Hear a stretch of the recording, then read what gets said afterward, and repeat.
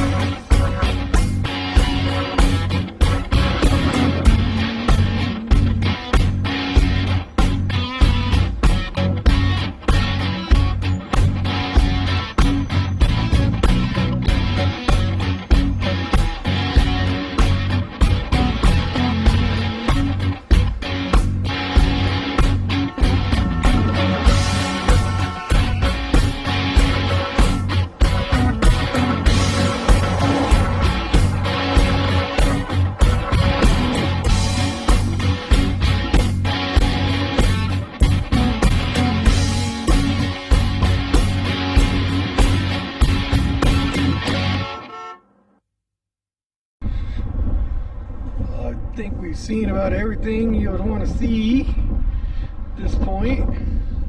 So we're gonna go find camp and then probably start cooking because I haven't eaten all day. So welcome to Route 66. We drove for the day. We're here for the day, for the night, I mean. So we're just gonna post up here in this gravel parking lot and we're gonna make some pepperoni roll-ups. This recipe is a hometown recipe. One of the dudes I grew up with, Mike Lowe, and his brothers have owned some pizza places in the town that I'm from, and they made this recipe for the first set of pizza places, restaurants that they owned, and it's one of my favorite meals, one of my favorite things to eat. I've never actually made pepperoni roll-ups before, so this is a new thing for me. So you know, on my way home I'm getting a little nostalgic for some stuff that reminds me of home. So that's what we're gonna do today in the van here, is we're gonna make some pepperoni roll-ups.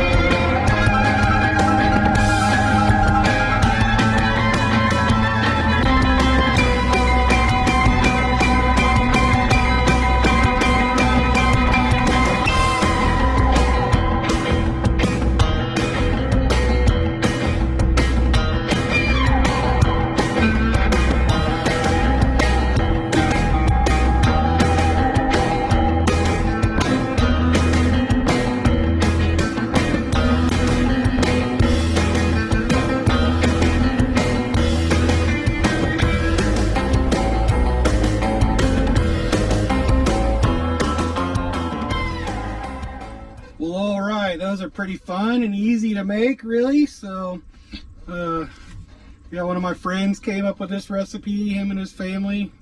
It's just like kind of like stuffed breadsticks, just a little different.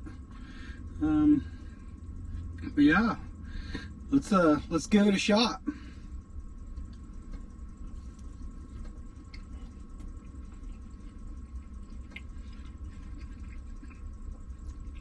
Now I will have to say, the restaurant that makes this originally makes all their own dough from scratch, and it doesn't taste like the Pillsbury dough. Pillsbury dough is fine in a pinch, but if you have a chance to make these, make your own dough. Go online, find a recipe, and make your own dough. It just makes them so much better. But these are fantastic.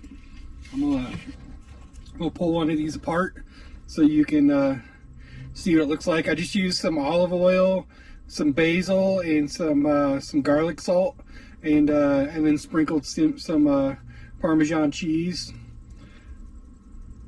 on there. Look at that cheese pull. These things are fantastic. So easy to make and so good. I'll probably be eating these for the next few days. I'm sure I'll probably be eating these for the next few days because they're so good, but holy cow. I'm sure there's some other iterations of this that you could make. I even thought about trying to mix it up a little bit. Maybe use some cheddar cheese and some chicken or something like that. But there's probably plenty of ways to mix this up and make it a little different, so you can actually have several meal ideas. But can't go wrong with these things, that's for sure. Stuffed breadsticks are always good.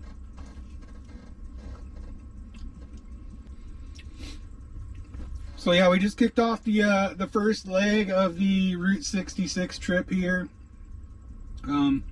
We're not doing the whole Route 66, but we're doing the majority of it. We're skipping over the California part, and we're skipping over the Illinois part for the most part.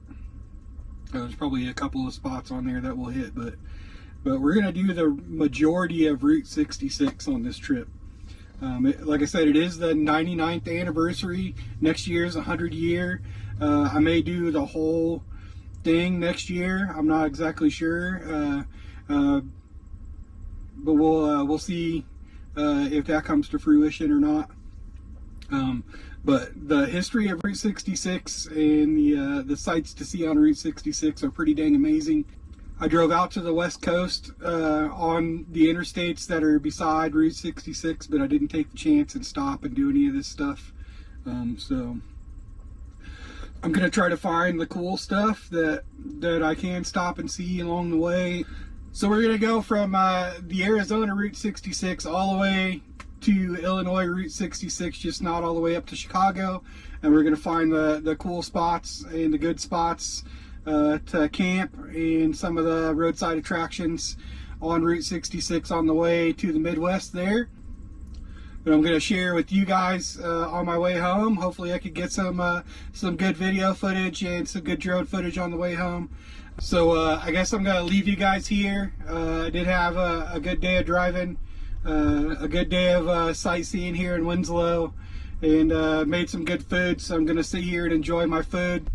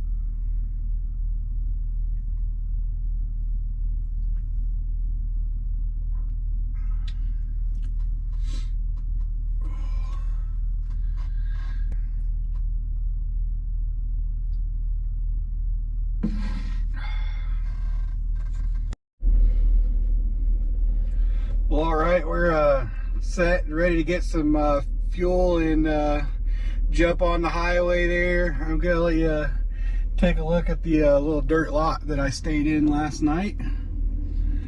This is behind the McDonald's here in Winslow. There's a huge dirt lot right here that you can sleep in and nobody will give you any trouble. So I just wanted to share that a little bit. We're gonna get some gas and we're gonna head to Albuquerque. Like I said, we're gonna miss a lot of Route 66 stuff on the way there, but the weather just isn't cooperating today, so that's what we're doing. So we're gonna get some fuel, and then I'll catch up with you guys in about 4 hours or so when I make it to Albuquerque. So we'll see you then.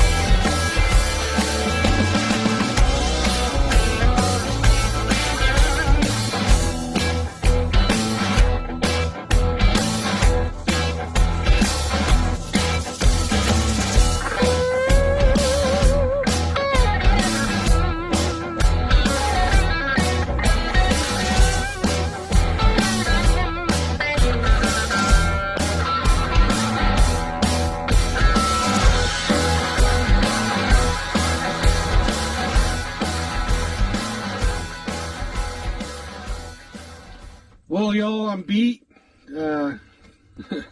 Today was a lot longer of a day than I actually wanted it to be. So I hope you guys enjoyed my first leg of the trip here. So I think this is where we're going to end it today. I ate my food, drove all day, drove through crappy weather to get here to Albuquerque. So I'm just going to relax the rest of the day. There's still snow in the forecast for tomorrow, so I plan on just trying to beat feet through that and get somewhere out of the way where it's not going to snow on me. So yeah, if you guys have watched this far, you might as well subscribe, share with your friends, come back and see us. I always dig good positive comments, so if you got good positive comments, leave one down below for me and I'll answer it. I like answering those. Until the next adventure, I'll see you then.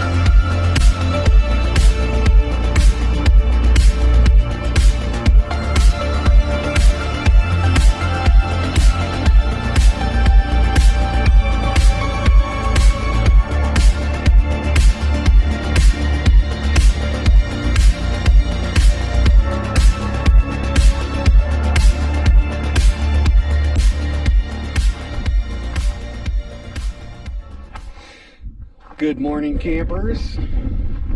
Let's say actually good afternoon. It's a little afternoon here.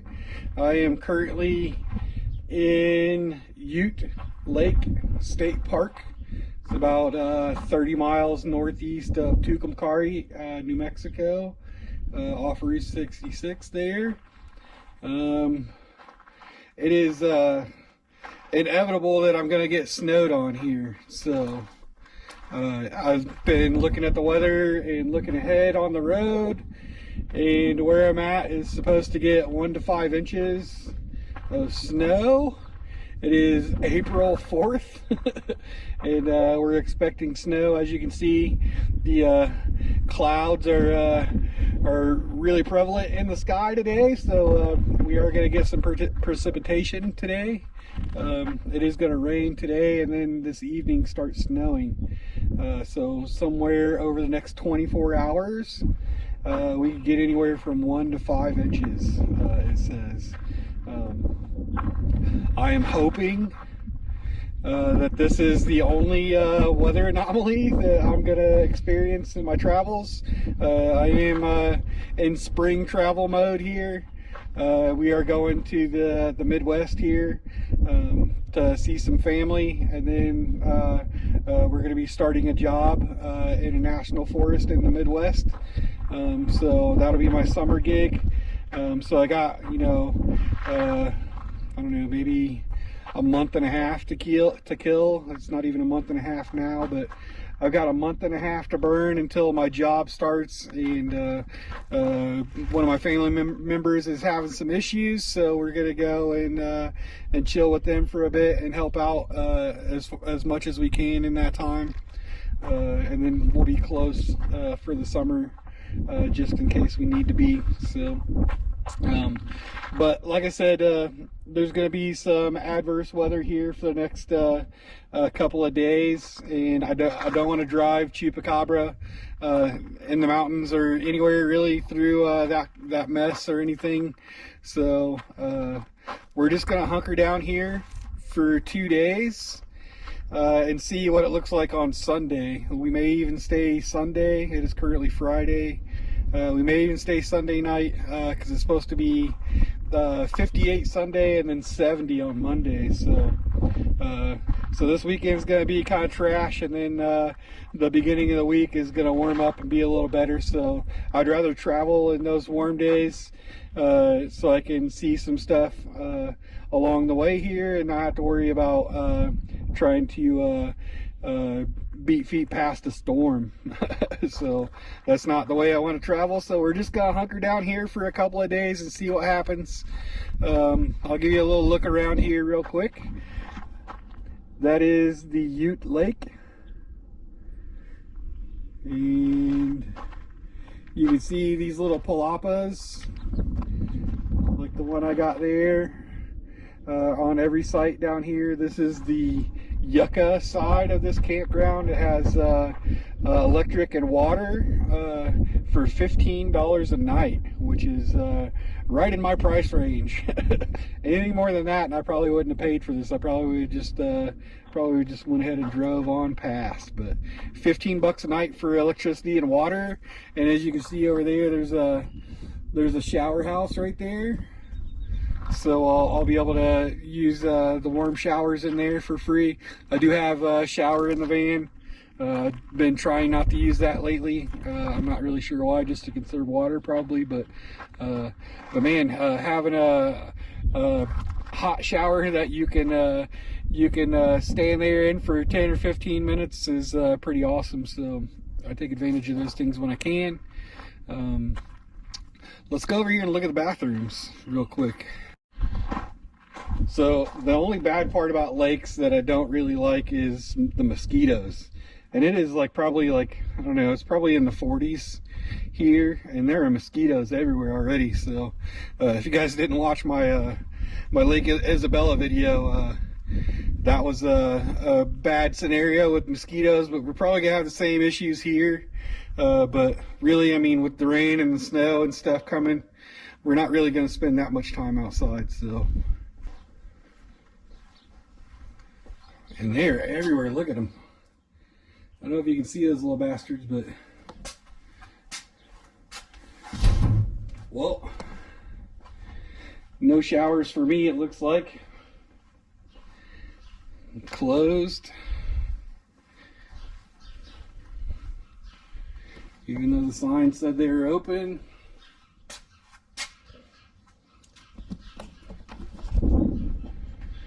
So that's a real big negative on the shower situation. But I do have electric hookup and water in the van. You know, free water here too. So I'll just take a shower in the van. It's been a few days. I was looking forward to taking a longer hot shower, but it doesn't look like that's gonna happen. So, oh well. I'll let you look the other sites here.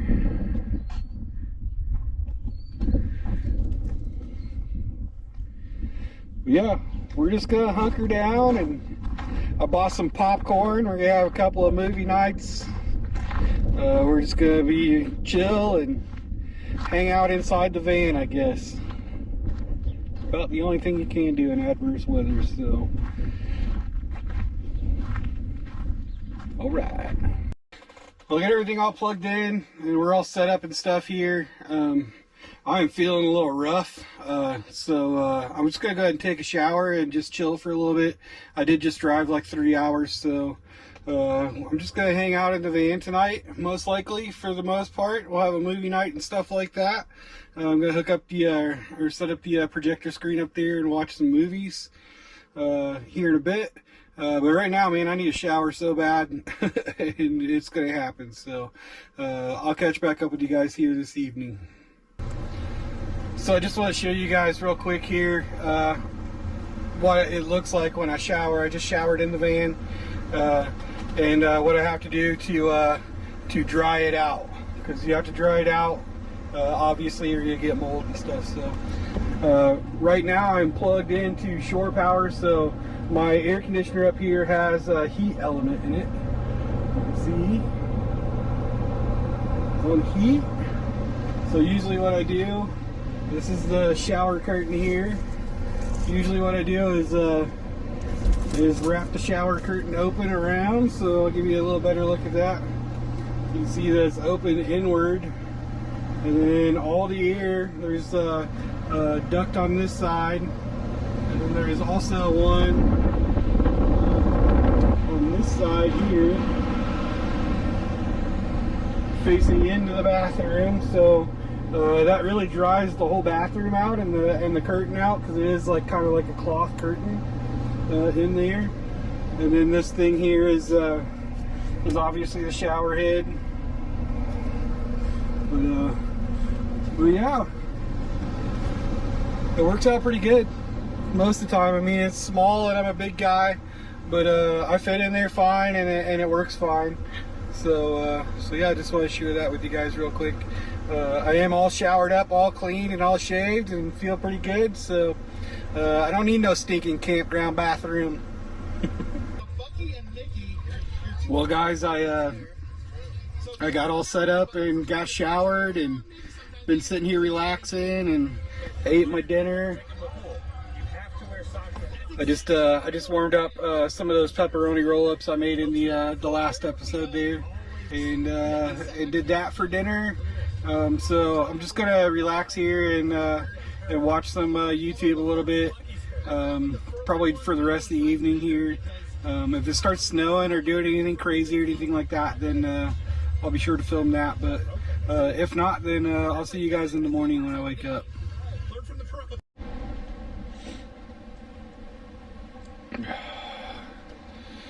Well, good morning. It was a windy, eventful night last night. We've had straight like 25, 30 mile per hour winds for probably the last 12 hours so far. I think it's supposed to last the majority of the day today.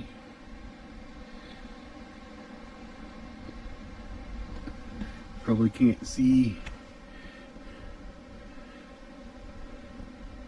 the towel in there moving. Every time the van shakes, you can see that towel shake, which is pretty constant, I would say.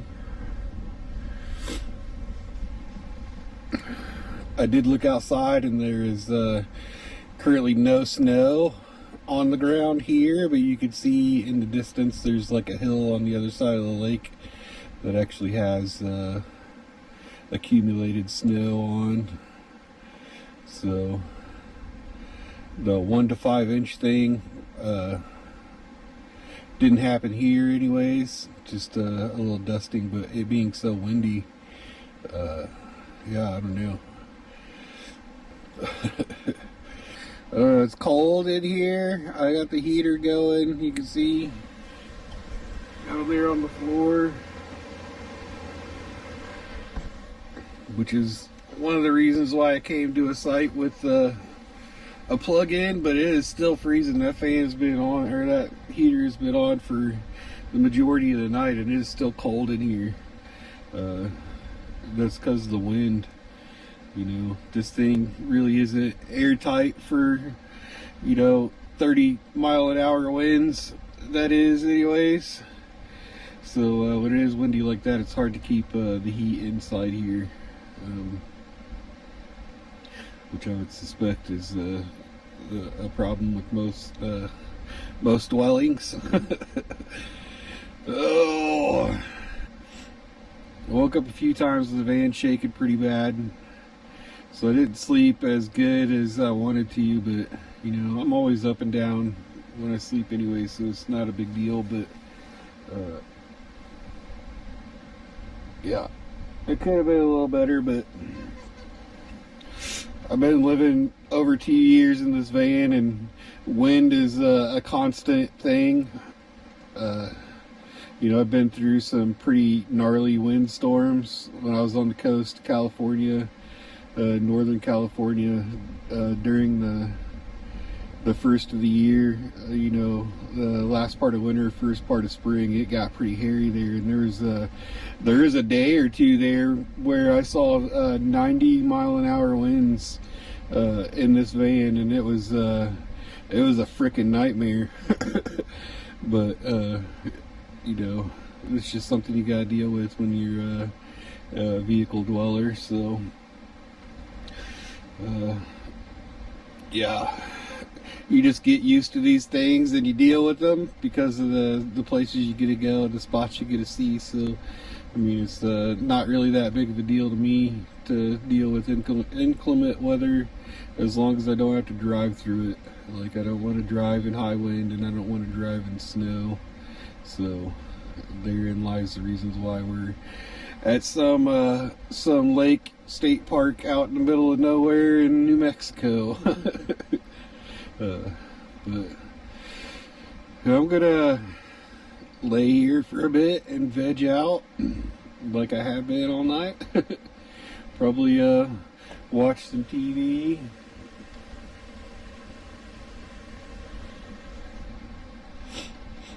And just relax. Today's gonna be an inside day, obviously. Not really gonna be able to do much outside with precipitation and high winds, so it's an inside day. All right, guys. Well, it's been a windy, uneventful afternoon here. I just been in lazy mode on the couch, but I've just been sitting here chilling, watching the projector and stuff, hanging out. There's not really a lot to do in these situations, so you got to entertain yourself. And luckily I can nap and watch movies and edit videos and things like that to keep you busy during things like this, which is fine. But I didn't eat breakfast. I just been laying here all morning watching TV. So we're gonna cook fancy grilled cheese and soup what better to have on a rainy, miserable day than grilled cheese? It is, it's only like 30 degrees outside, 30 some degrees outside, so soup and grilled cheese is gonna probably hit the spot pretty well in this situation. So that's what we're gonna do. So buckle up.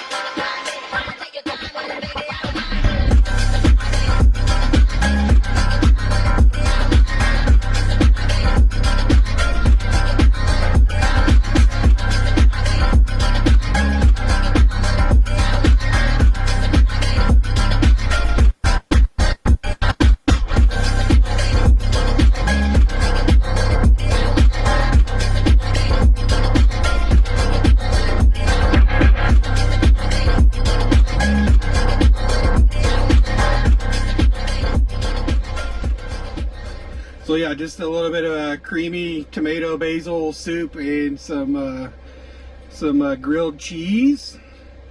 I never really used the cheese that I used this time together before, but I'm sure it's going to be good. With any tomato basil soup, you gotta want to dip your grilled cheese in the soup. That's the best way to do it there.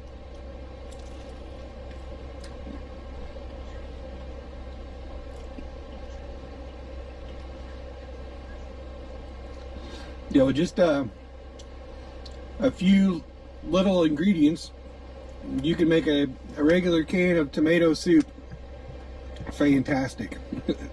Yeah, creamy tomato basil is the way to go. And whenever I cook fancy sandwiches, I always feel compelled to get some kind of fancy bread. And I mean, you can't go wrong with like sourdough breads and things like that. Bread is amazing. It might be $4 a loaf, but the sandwich you get out of it, just one sandwich you get out of it is worth $4. The wind's supposed to be dying down here at some point. Well, I'm not exactly sure when, but this evening. I'm not sure about the snow situation. Haven't really paid any attention to that today, besides looking out the window and seeing that on the far side of the lake, the highest peak of the hill over there has some snow on it. But I did go outside earlier and look a little bit.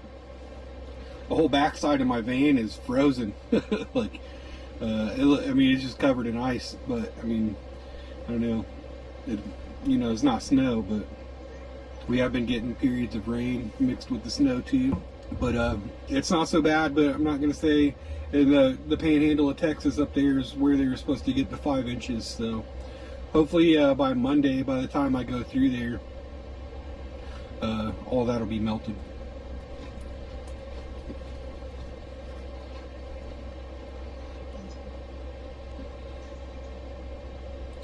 Look at that cheese pull.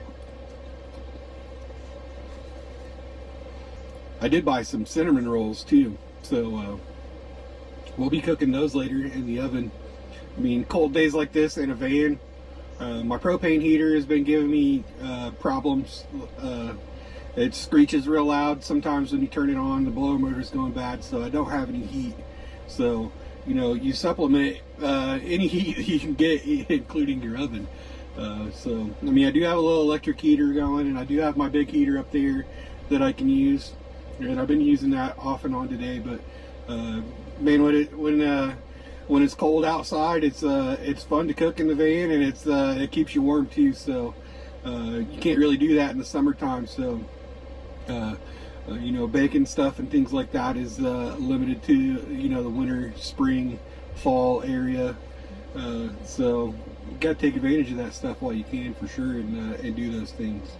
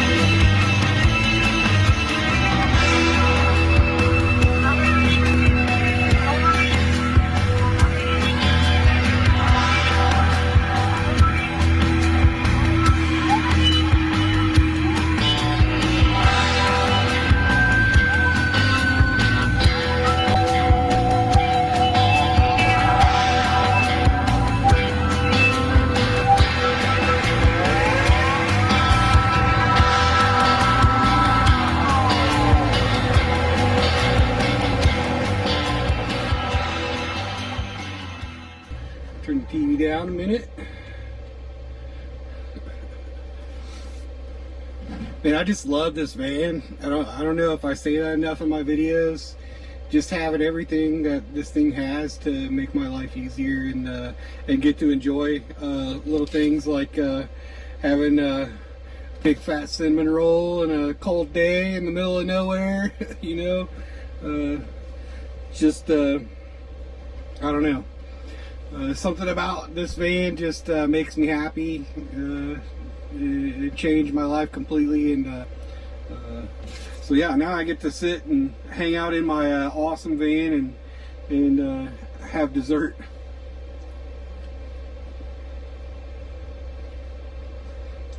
It's done perfectly too.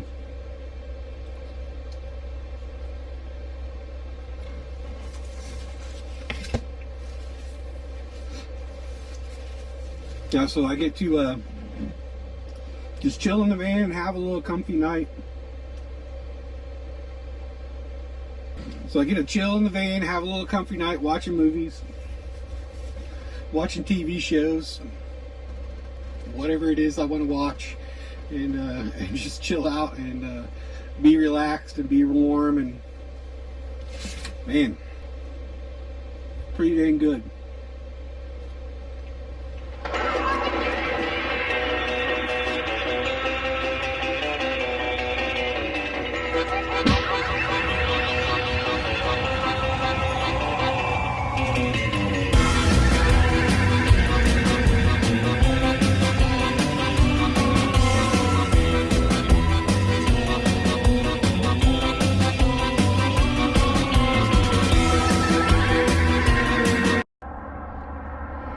How's it going, YouTubers?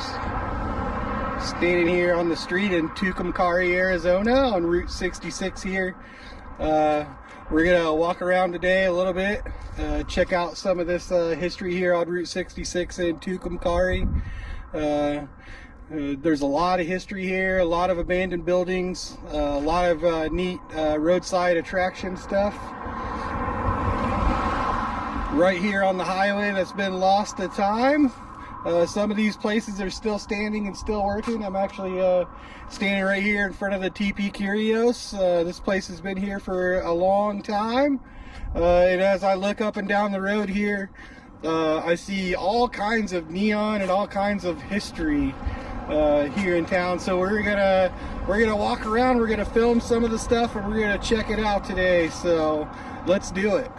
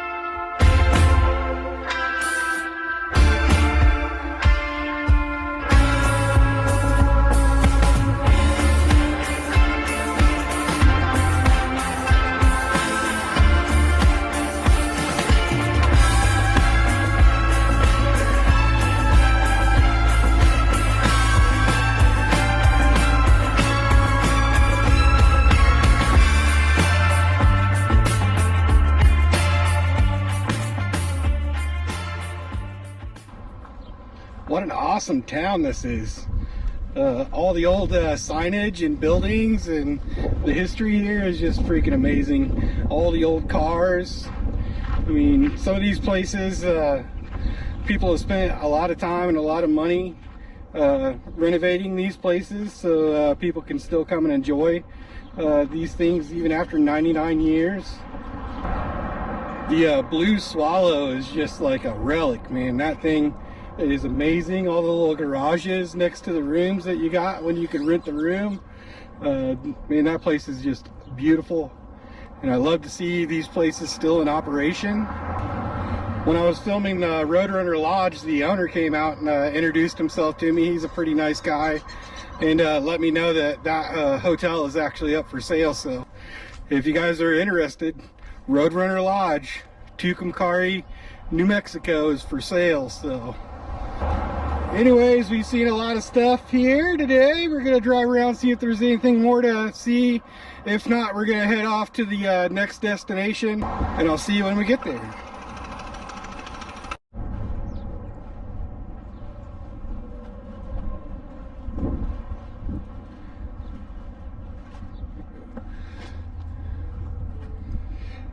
As you can see, I'm standing here in Texas. I'm in actually Adrian, Texas at this point. This is the midway point for Route 66. So this is halfway between the coast of California and where it begins in Chicago there. This little town has a few cool little spots here. I'm gonna walk through some of these buildings over here and show you some of the things of these survivor buildings and hotels right here in Adrian. Yeah, I just met the owners of the Dream Maker station over here, which is really rad little station. So let's walk through here and take a look.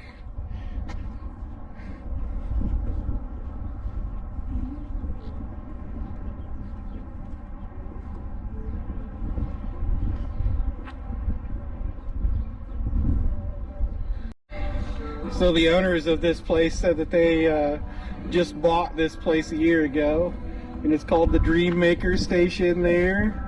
It's just a gas station here on Route 66.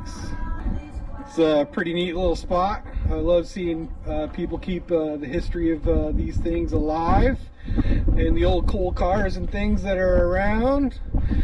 So we're gonna just take a little look over here. Check out this little car over here. It's pretty rad. It's probably been sitting here since like the 70s, I would think. Maybe. But apparently you can sign it, which is really rad. Look at that old sign right there. I bet back in the day that thing had some pretty rad neon in it.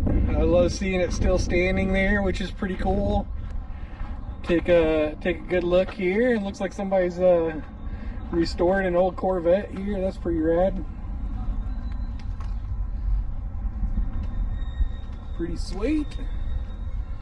And I am a bike enthusiast, so I like seeing the Harley Davidson stuff.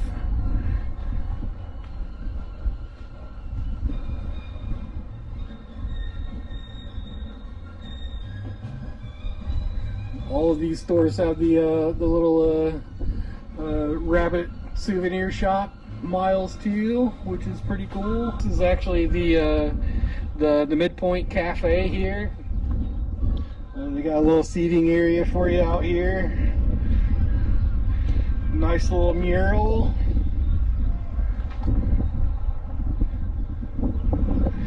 Get up close so you can see it.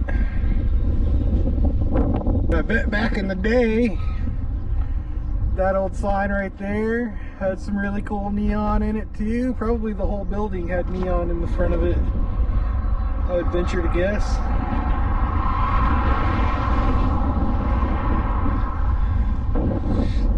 And a lot of these places, it is like, I think it's April 7th today, so a lot of these places aren't open yet, but this place is currently a functioning restaurant, but it's still early in the year.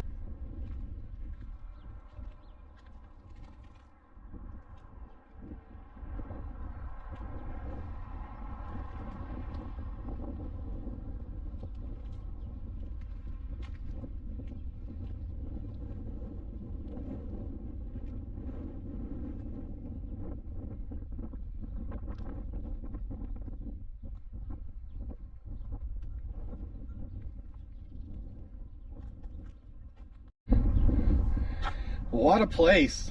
I've definitely seen people film this place here, and I can tell you why immediately that I recognize this place, because this right here,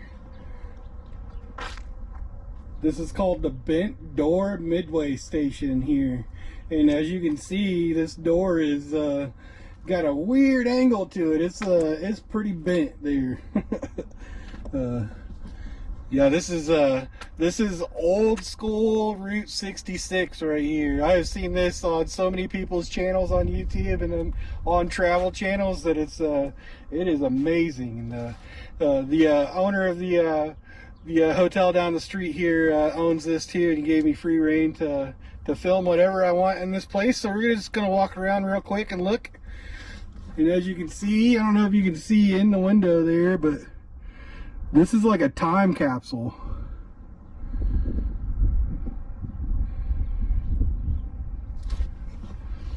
It's like somebody just shut the doors on this in like the 60s or 70s or 50s and didn't touch it.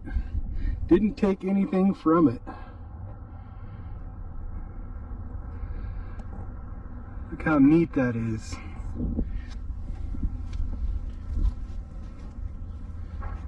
I mean, there's obviously some junk and stuff in there.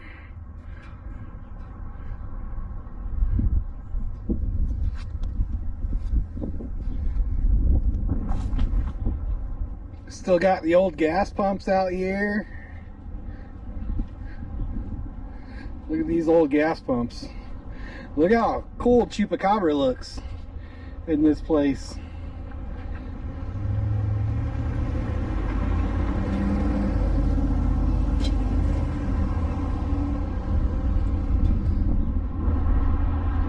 Love those old glass squares around the windows. Those are pretty awesome.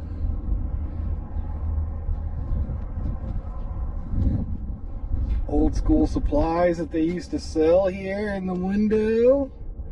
Sure.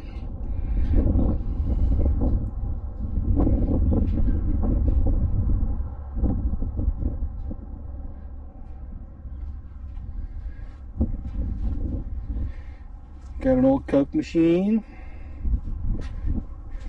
Some of you are probably too young to have used one of these. I'm pretty sure they used to call this a soda jerk, because you actually got to put your money in there, and then you got to jerk the bottle out of there to get it out of there, because there's little roller things on the inside there. Hold it in there and it won't let it go until you pay for it. That is an absolute relic. Pretty rad.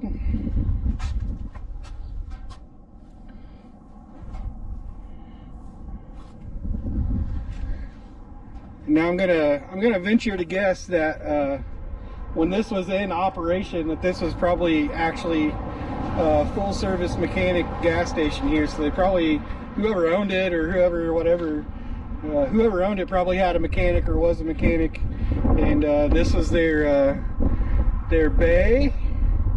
You can see the roof has given way, and they got all this strapped up so the wall right there isn't going to fall down. You can even see, look at that. Look how cheap gas was when this place closed. 39 cents, 26 cents, 39. I mean, holy crap. Like, that doesn't give you an idea of a timeline for this place of when it actually closed. I don't know what will. But, man. Yeah, I would walk in there, but I really don't trust that garage. You can see It's actually coming loose. Right there, you can see the whole line of bricks giving way right there.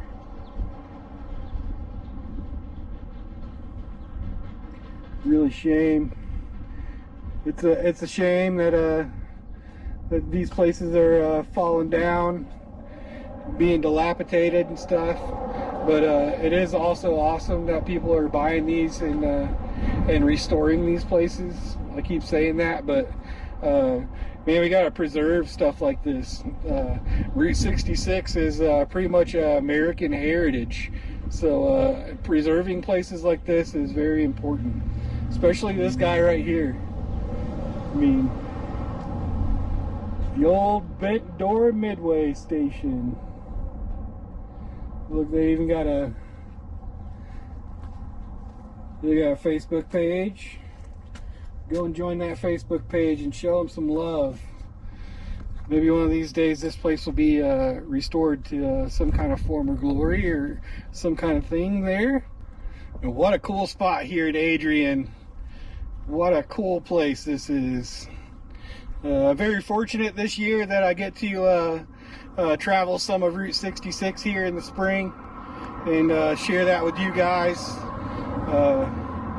Man, I really do feel very thankful that I get to do the things that I'm doing here and see the things that I'm seeing. And I'm very thankful I get to share them with you guys as well. If you like this kind of content, please like and subscribe, share with your friends, come back and see us. There's definitely going to be a lot more of this type of stuff to come. So if you like seeing this stuff, stick around. We're going to see some more.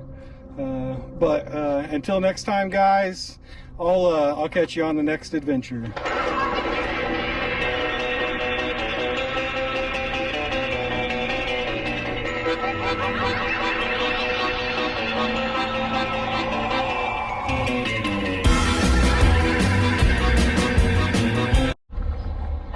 Well, good morning, YouTubers. I am currently standing in Vega, Texas, on Route 66 here. Currently standing in front of the Milburn Price Culture Museum here. Today we're going to explore Vega here a little bit, and then we're going to move down the road there to Cadillac Ranch and take some video of Cadillac Ranch too. But first off, we're gonna check out the cultural center here. I just got permission from the owners of the cultural center here to do some filming here.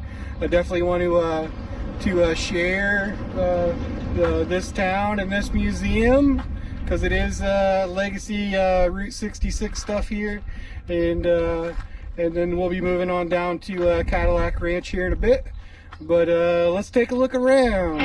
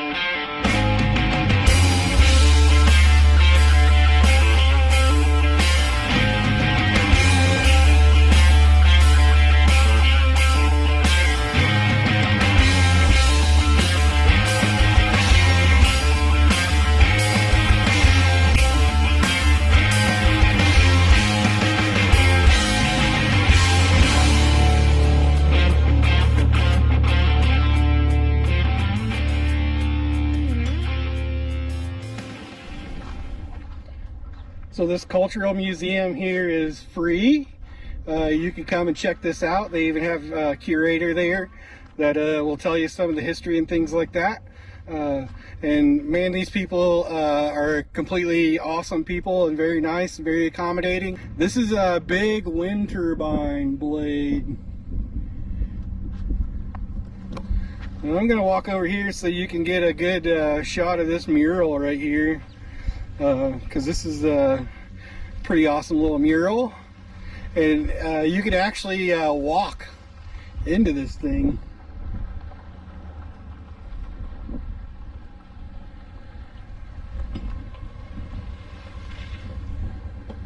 And also, these guys are a Harvest Host too, so if you're a Harvest Host member, you can come and stay here at the museum, and I'm sure you can find those there on Harvest Host. We're going to take a walk in here.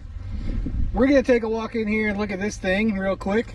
As you can see, there's a little ramp up here, and we'll get a good shot of the front, which is really cool. Check this out.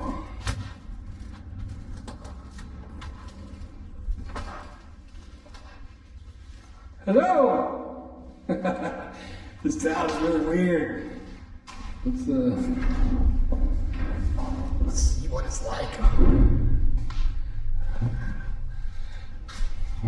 This is really neat. Where else in the world would you get to walk into a big blade? I'm probably not going to be able to go all the way in here. And this is about as far as I'm going. You can see this is probably all steel beam fiberglass construction. Look how rad that is. That is just really cool.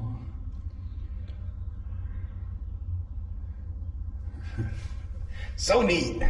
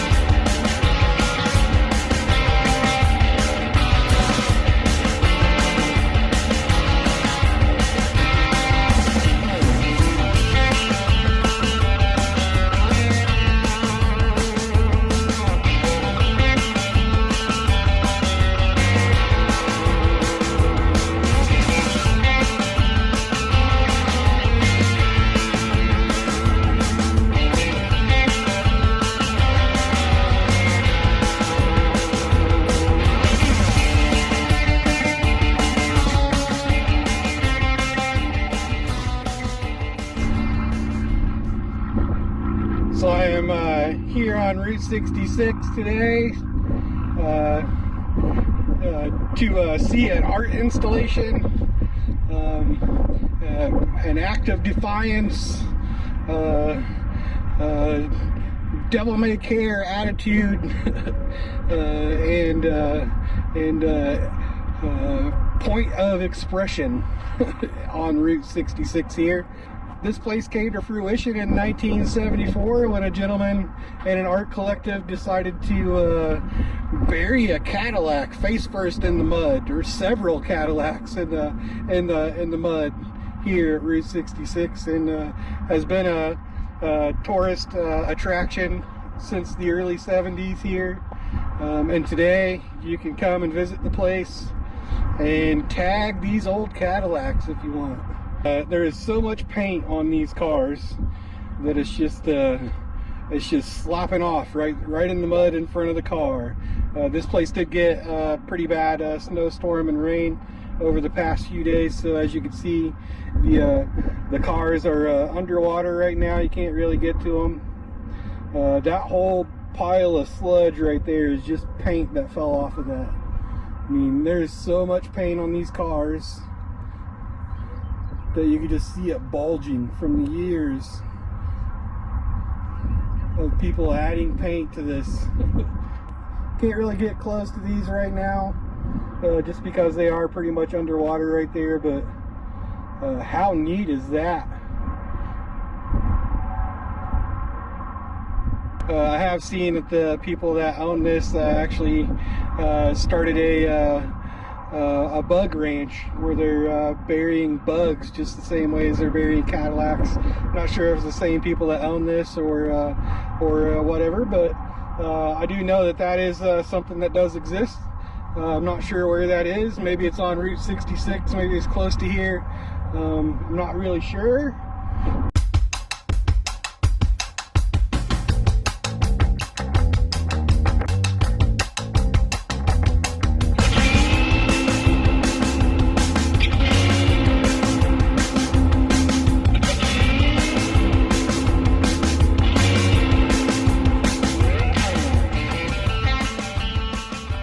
I knew I had heard of Slug Bug Ranch before, and I know it has some kind of ties to Cadillac Ranch, maybe to family or something like that.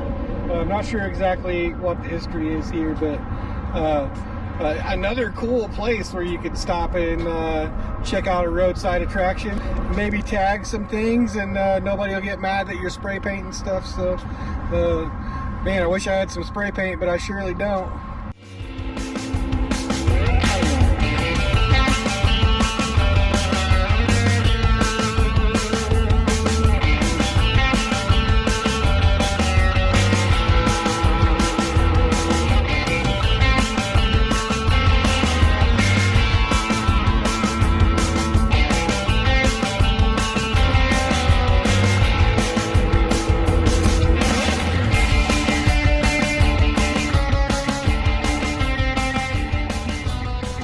So instead of Cadillacs, it's slug bugs or Volkswagen bugs and limousines. That's what these guys are here. These are big limousines.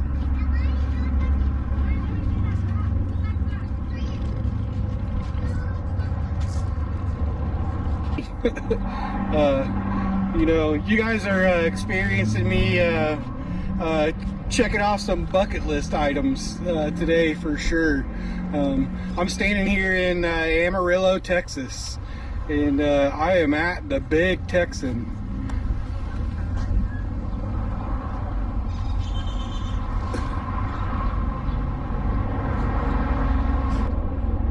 I have seen several YouTubers come here and hang out and eat here, and I've always really wanted to come here and try the food here for sure. So we're gonna go in and eat.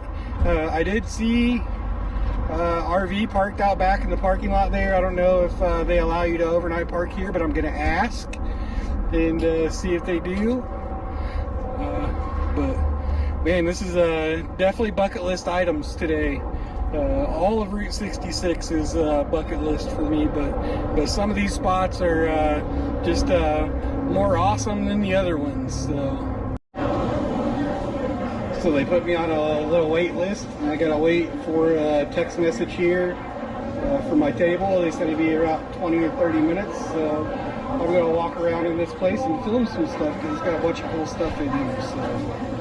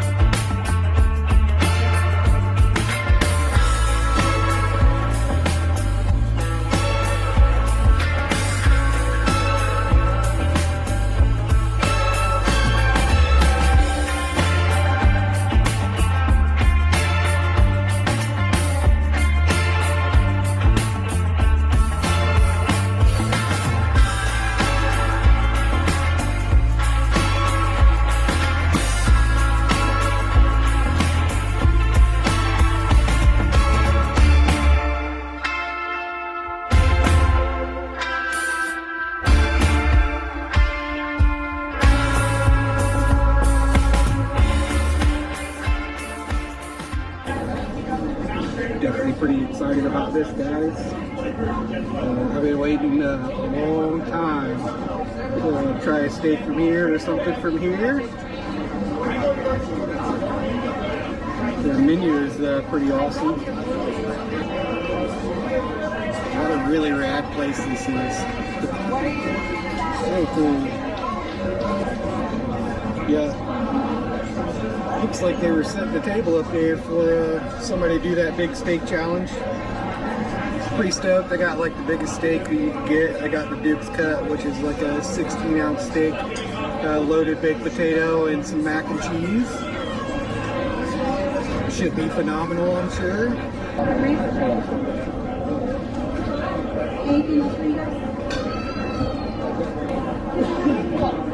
So as you can see, I got the Duke's Cut, which is a 16-ounce steak here. I got the loaded baked potato as well, and some mac and cheese.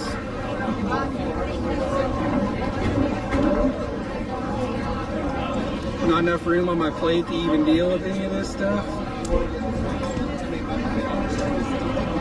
Give me a big old jalapeno with a big Texan state flag in it. Let's make some room on this plate. Just trying to get the potato all dressed here. I did order a loaded potato, so I gotta load it myself apparently.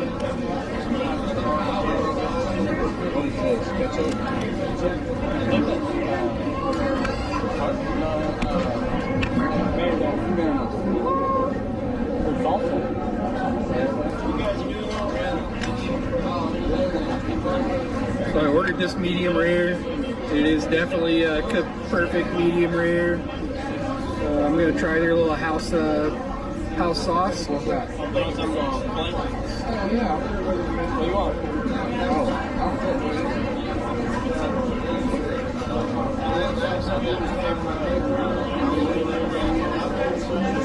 Oh my goodness. How much do you think about this?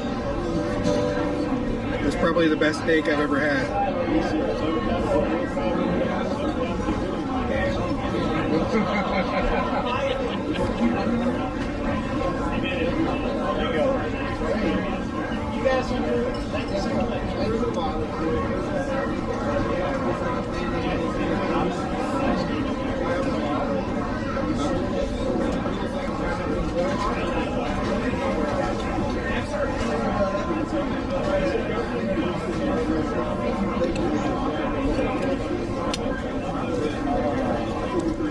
Everything's pretty much cooked pretty perfectly. Everything tastes right and good. This place actually lives up to the hype for sure. Pretty rad. They came up and they have musicians walking around playing the fiddle and playing some guitar and singing and stuff. That's pretty cool. Dinner music is always cool. Loaded baked potato is pretty loaded and pretty good.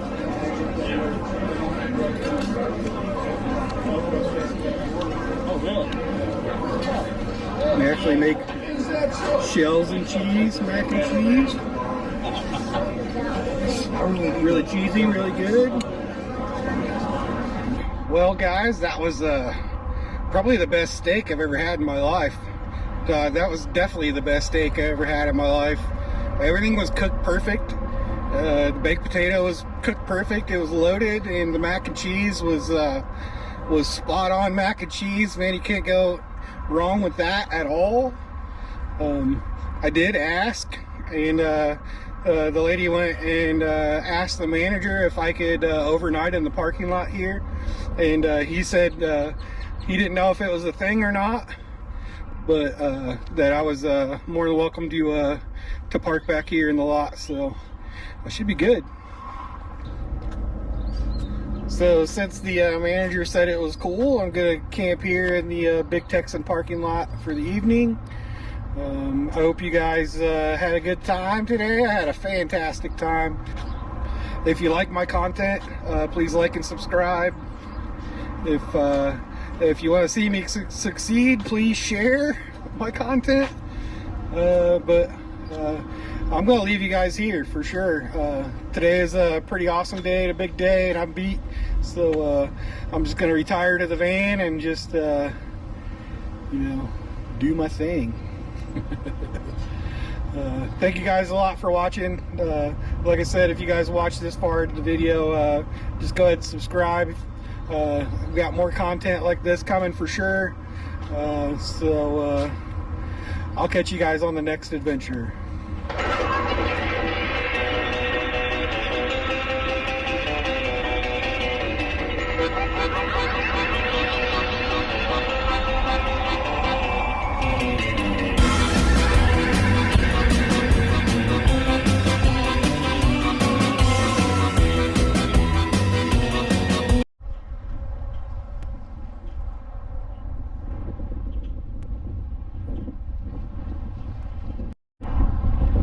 Well, good morning, YouTubers. Sorry for the wind, it's a little windy here. Today I'm standing in McLean, Texas, and we're here at the Devil's Rope Museum here. This is a free museum to visit here on Route 66. We're going to go inside, we're going to check out all the different iterations of the Devil's Rope and see what this museum's about. Let's go check it out. Alright. They have soil samples from all over Texas, which is really weird. I've never seen that before. Pretty nice little spot here.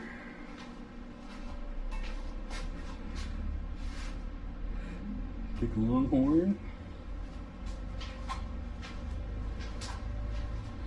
Big old Route 66 gas pump. We've seen quite a few of those on our travels.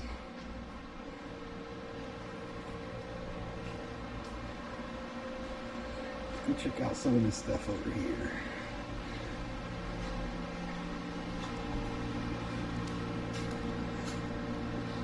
Decorative shoes. Sad iron.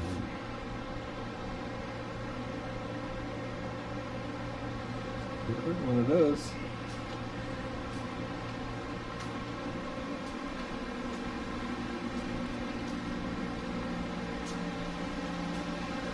Pretty cool little cases of some whatnots and some art and things. The windmills of Texas. Windmills. It's not a meal, it's a mill. Can't talk sometimes. My Indiana accent gets the better of me sometimes.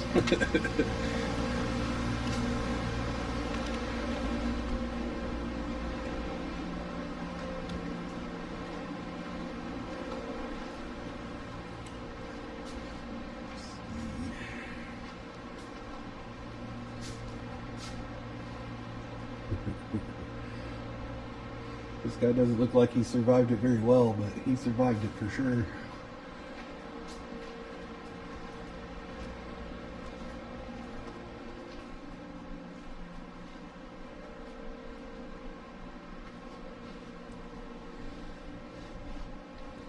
Some old pictures, disaster stuff.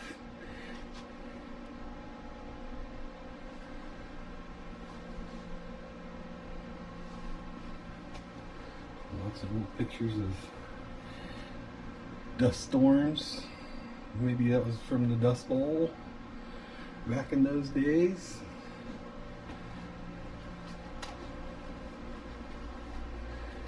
Dust clouds. Look at those pictures.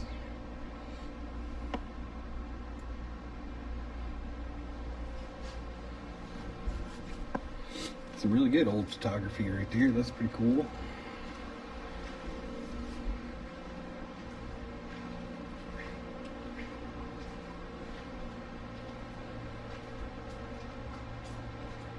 Different stuff. You can actually buy these things,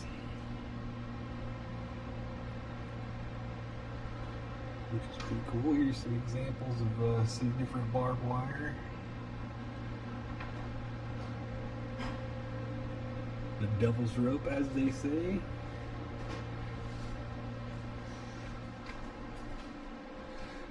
Ah, this is the meat and potatoes of it, I guess. Old branding irons, look at those. I mean, There's one thing that I associate Texas with, that's definitely some branding irons.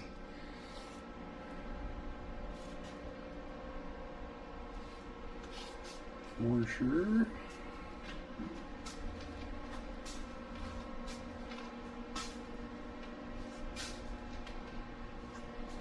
These are all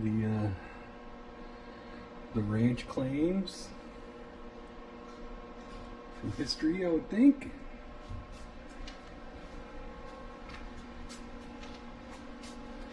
Some of the tools for farriers. I think that's what they're called. People that do horseshoes and ox shoes.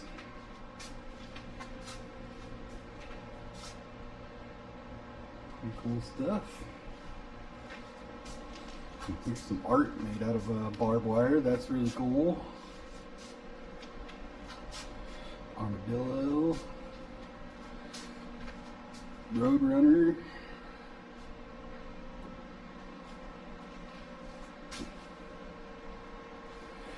Cowboy making some beans.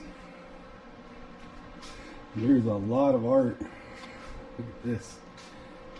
Cowboy hat. Made out of barbed wire. Looks like a brassiere. Pretty cool. Pretty funny.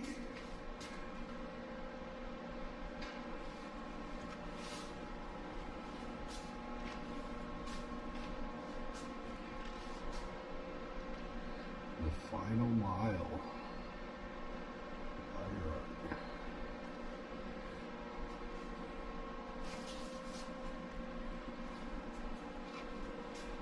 Cool stuff.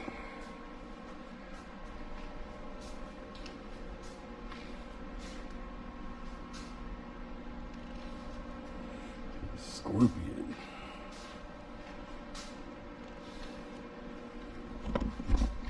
Out of all my time in the West here, I've yet to see a snake or a scorpion. So yeah, it's kind of crazy being out here and not seeing things like that. So there's saddle stirrups. Cool. Some more branding irons.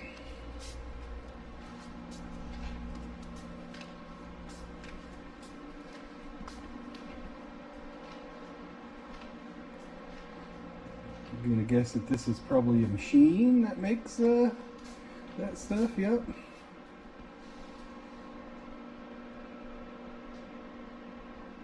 This is a machine that makes different kinds of barbed wire. You can see right here.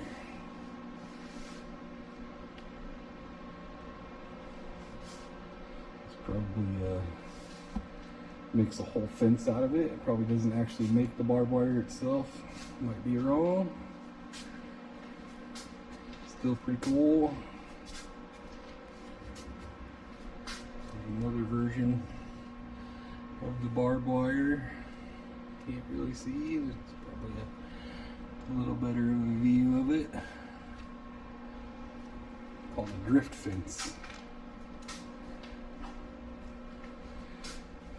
And these are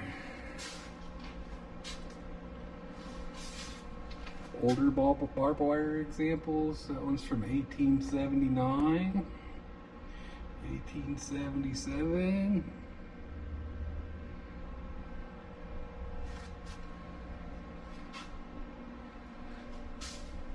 Wartime stuff, wartime barbed wire there, probably for the 1940s, so it'd be World War II era stuff.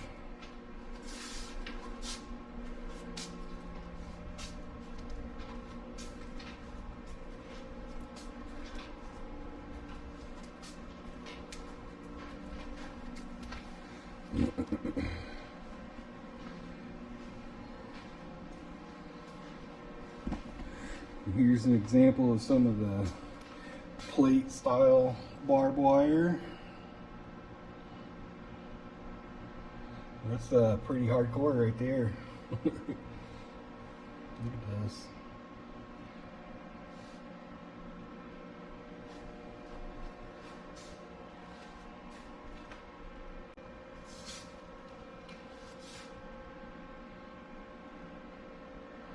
Some of these are real nasty. Like that one's got some nails hanging out the bottom there.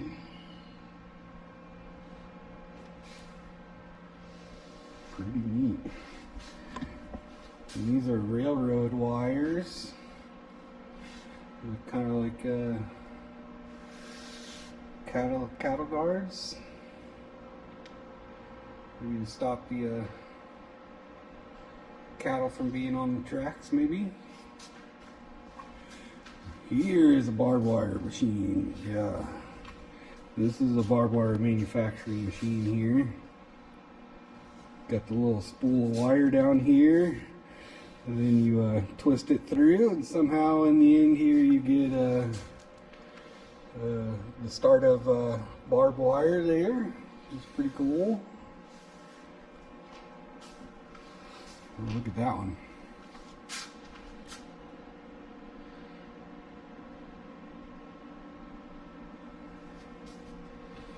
Pretty nasty stuff.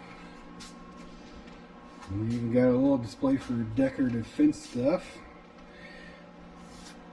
All the old antique fencing you see around. This is the decorative parts of those wrought iron fences.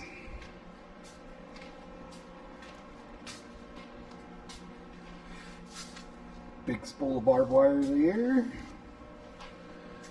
And this looks like brass wire. Or copper. Pretty neat.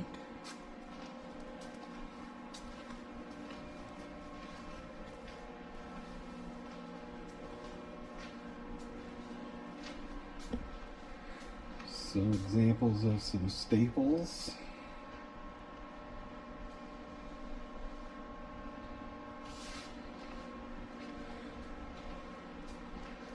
Some more barbed wire art, it looks like, and some paintings and things.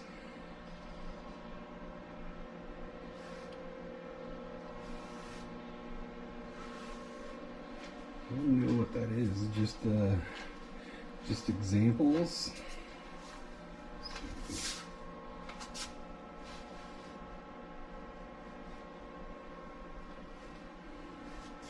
Just an example board, or a wire sketcher is what it's called.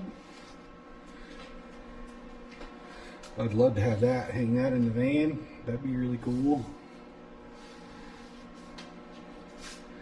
Got some more examples over here.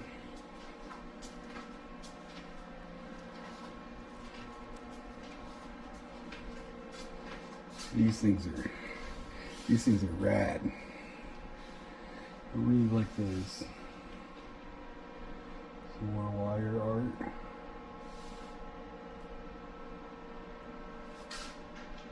A matador.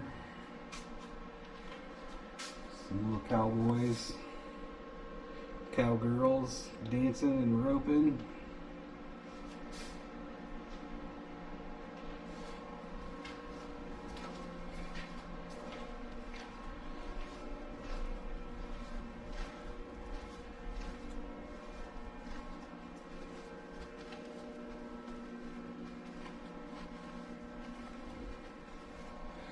More examples of some different barbed wires and where they're from.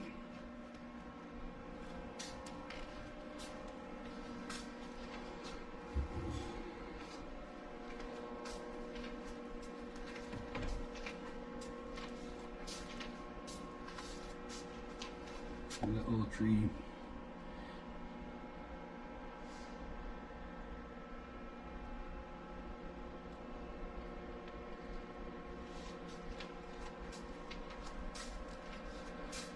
Wagon, windmill, a little barn. So cool.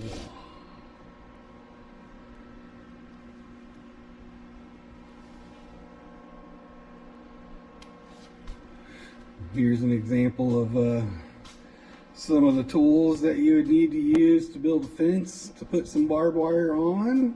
Antique tools. There's some more of them. Post hole diggers. And some of these are creepy looking. Look at that thing. That looks like a claw from a claw machine. That's pretty cool. Old school electric digger, probably from the 60s and 50s. Yep, 12 volt from the 50s.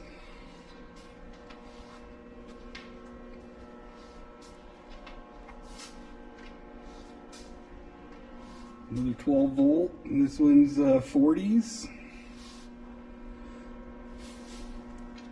When we first started using electricity for that stuff. This is a rock shale digger, that big thing right here in the middle.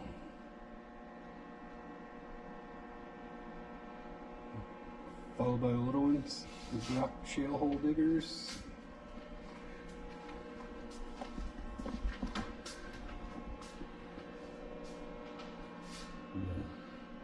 Blacksmith's forge here. See the anvil and tools. And there's his coal burner where he heats up the iron there to shape it. This would be the art of old school blacksmith shop.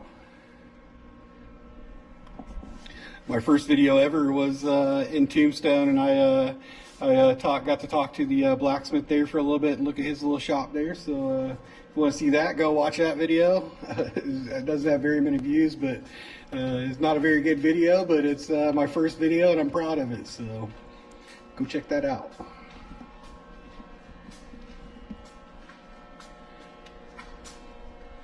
Old West wagon. This is what they would have used. And this fence here was made first back in the Old West there. They had some horses and all the things they needed in that wagon there to build a fence to keep the cattle in and the other dangerous animals out, maybe. These are pretty cool. That's decorative barbed wire.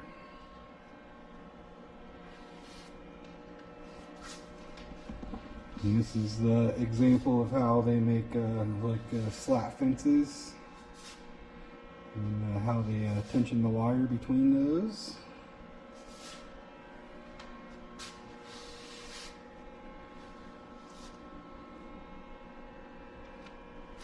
These look like something they would use for planting.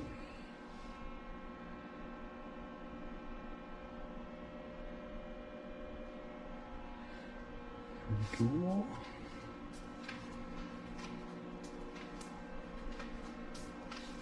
A wire clamp.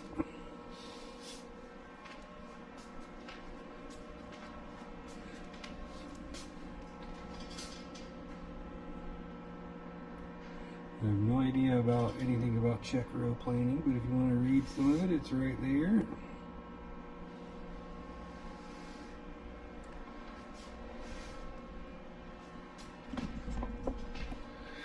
Pretty neat stuff.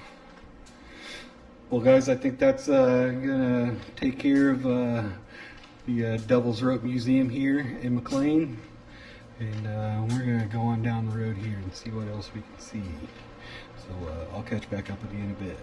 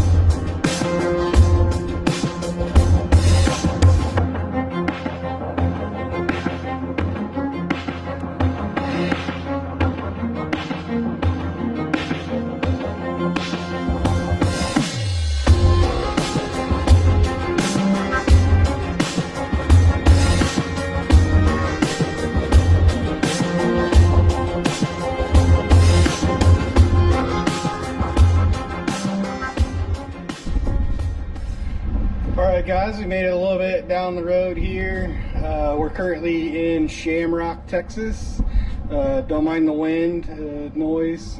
I apologize for that. It is a little windy today, but nonetheless, we're going to keep on trucking.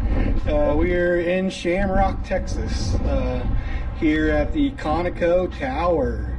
Old Route 66 gas station here that is absolutely beautiful. But I think there might be a museum inside that we could check out, so we're going to do that. I'm going to give you a quick shot of the outside of the building here so you can see what it looks like.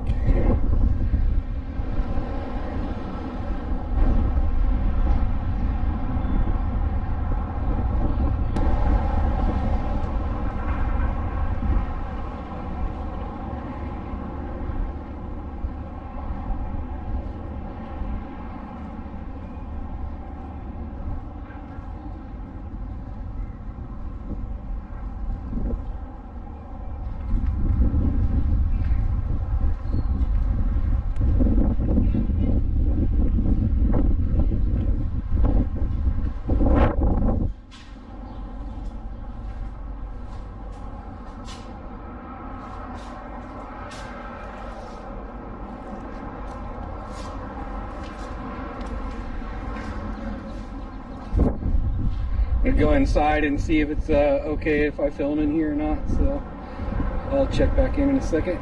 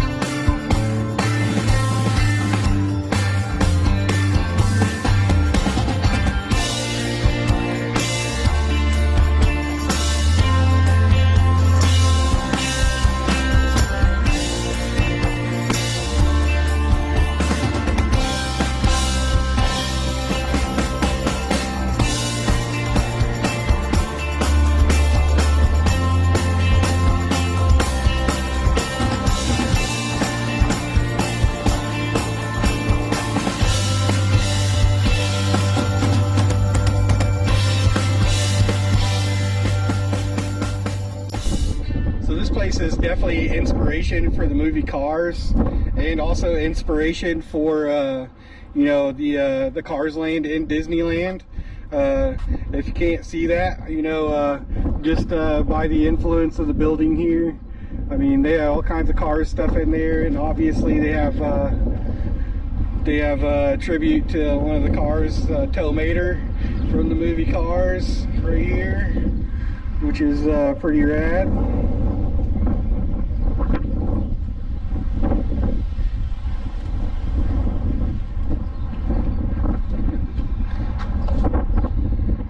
Very cool stuff indeed.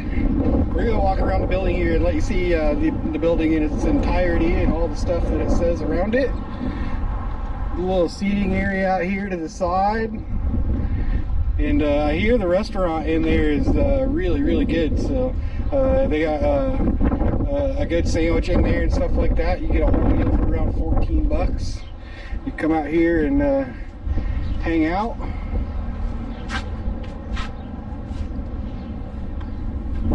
Or you can eat in that old school retro diner in there. That was pretty rad while you charge your Tesla. There's a little monument around here for somebody. We'll go take a look at that, see what that's about.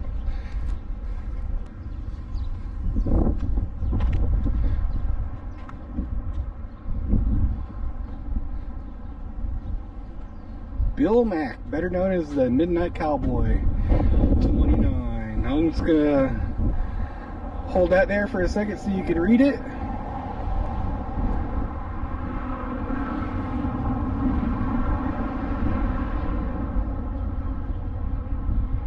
Looks like he had a trucking show. He was a songwriter, country western songwriter. More than 85 albums and singles. Holy crap. So this guy is a prominent musician for the Texas area for sure. Get a good look at this guy here.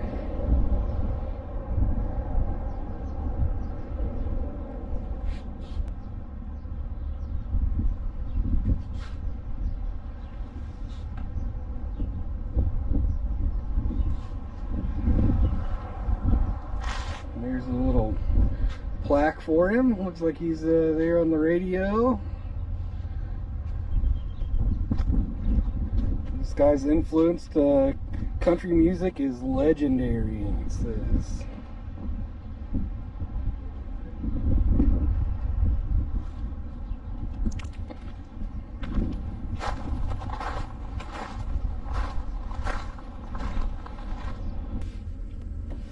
Well, all right. After a long, windy day of filming and driving in the wind, man, the wind was crazy on the way here. It was like 20 to 30 mile per hour winds. Luckily, I got everything done today that I wanted to get done for sure. But yeah, I'm starving still.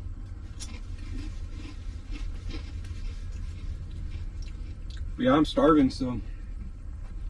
A little bit of manwich will go a long way.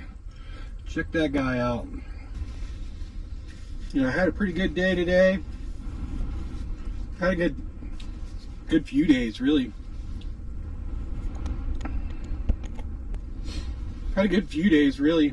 I mean, y'all are seeing me check off bucket list items for sure, and you're probably going to continue to see that.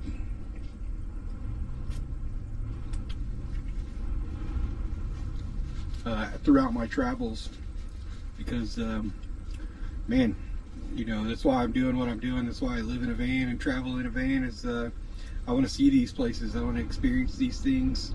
I wish I could travel every day. I wish I could travel non-stop. I mean, obviously I live in this van and I'm always in this van, and I don't have any other house or anything like that, but I wish I had the money to just move every day and just continue traveling every day and seeing things. But you know, I gotta work.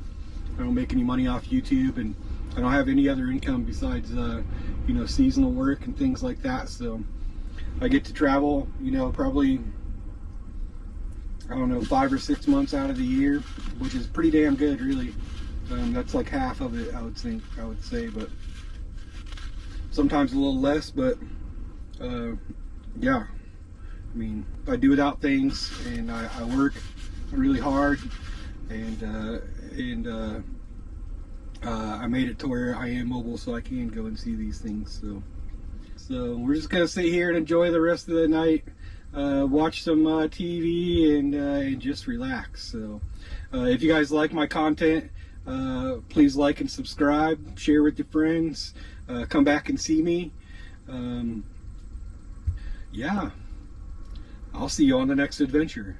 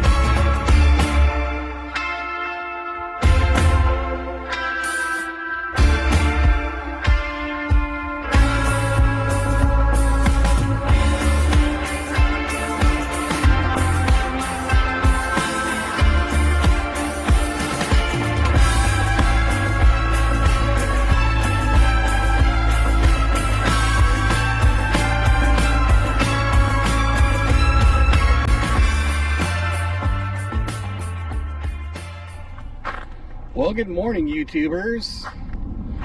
We are here today in Acadia, Oklahoma, at the Round Barn. This is a little roadside attraction here in Oklahoma on Route 66. It is a free museum, free admission daily from 10 a.m. to 5 p.m. If you guys are new here, my name is Flubias Monroe, and I've lived in this van here for the last 2 years, and I travel and do roadside stuff, camping stuff, things like that.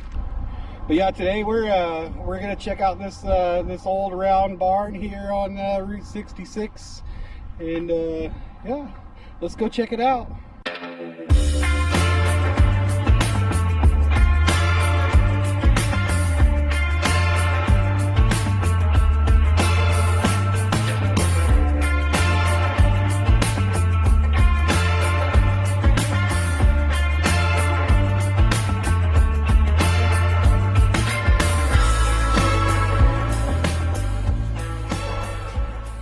So we're gonna walk around in here in the museum and take a look at it a little bit. They have a little poster board here of what this place used to look like and when it was built. The curator here told me that the barn has been redone over the years. And it looked like that at one point in time. Pretty dilapidated.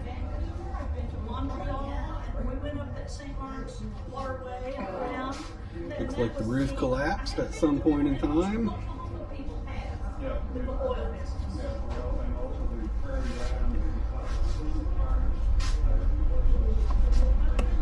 This place was built in the late 1800s, it looked like, so by a private person, and the city has now looks like the city's now taken over and redone everything. Lots of cool art that you can see of the property from over the years. A little diorama, a little model of the round barn here.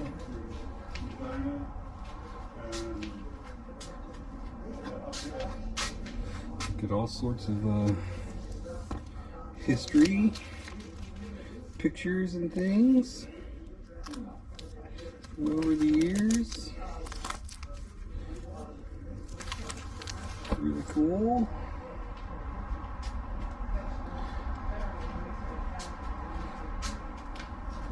Some of the old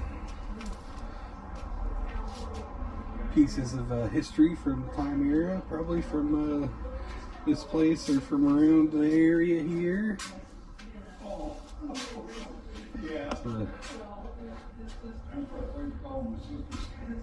Old Model T right in front.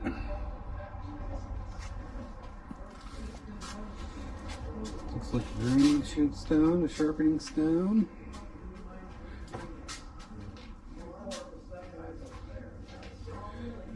That's an old safe, huge old safe, bank vault door. Looks like a lathe.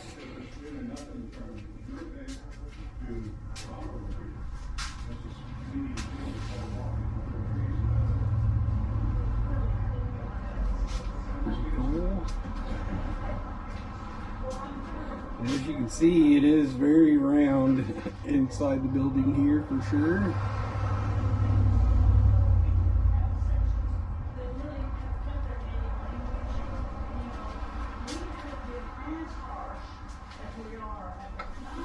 Old buggy.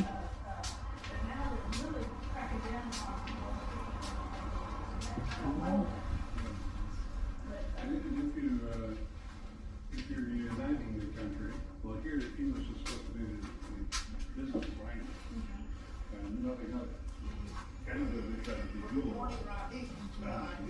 French, English, because France, their people don't go back. And when the British wanted to be sure, you can stay with us, and those Americans, so they people are Look at all these little doors open, no windows or nothing. I'm sure they close those every night, but that's good to have some airflow through here for sure.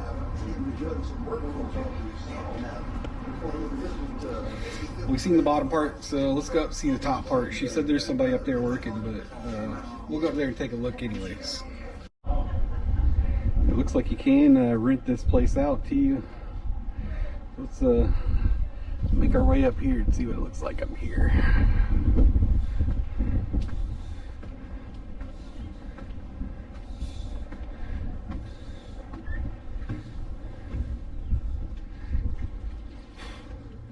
Hello. How are you? Good. How are you? I'm good. Holy cow, look at this.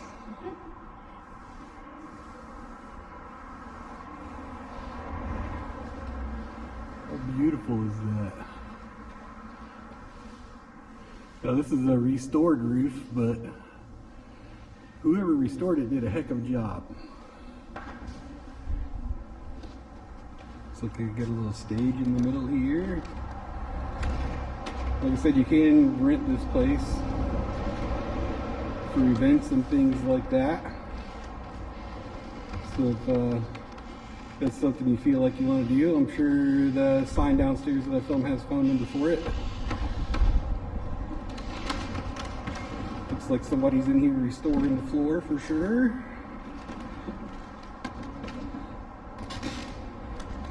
Hear my feet creaking and hear the echo a little bit in here.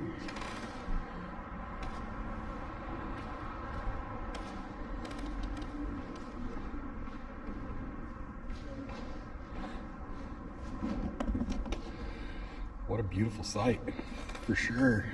I love that somebody's taking care of these old buildings for sure.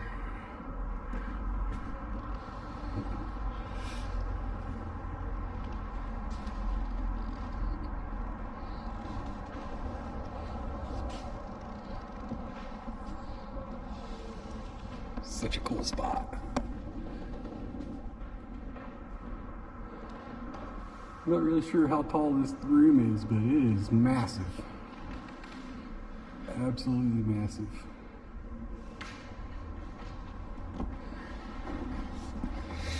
All right, let's go take a walk around outside, take a look.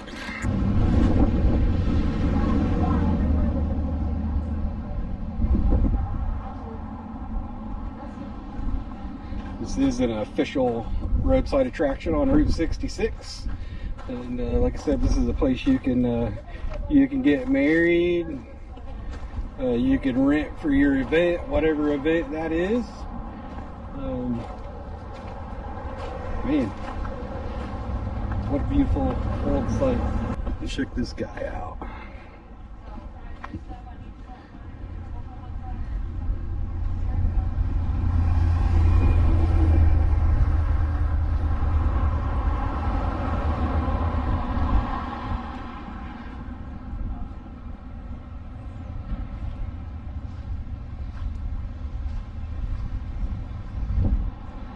See those windows I was looking out of? This is the window on the top floor I was looking out of. That's the window on the bottom floor I was looking out of.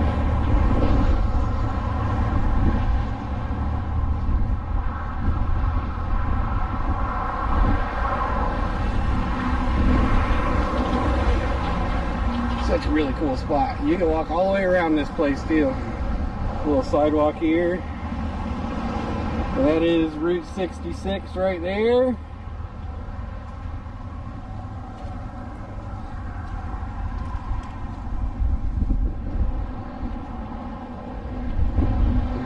Entrance here to that first downstairs room.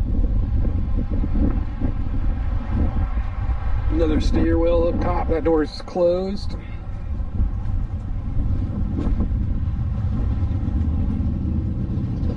And they got a bunch of farm implement stuff and woodworking stuff around the building here. Like I said, it is free admission 10 to 5 every day.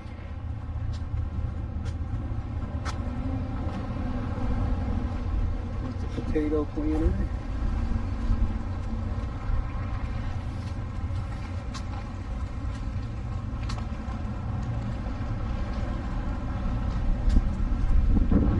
Some more farming implements.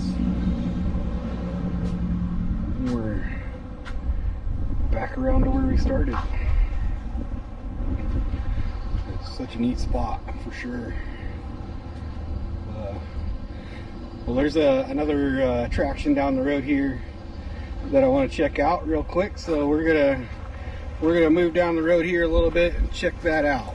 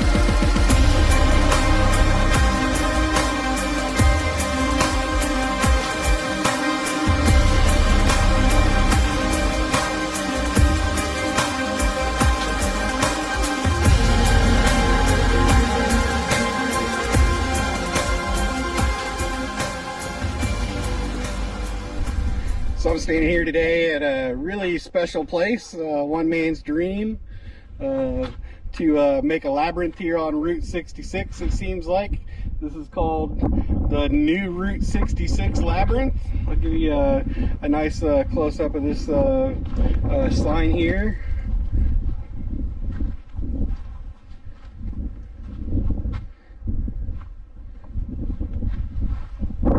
I pulled up here just a couple of minutes ago and was met by a gentleman.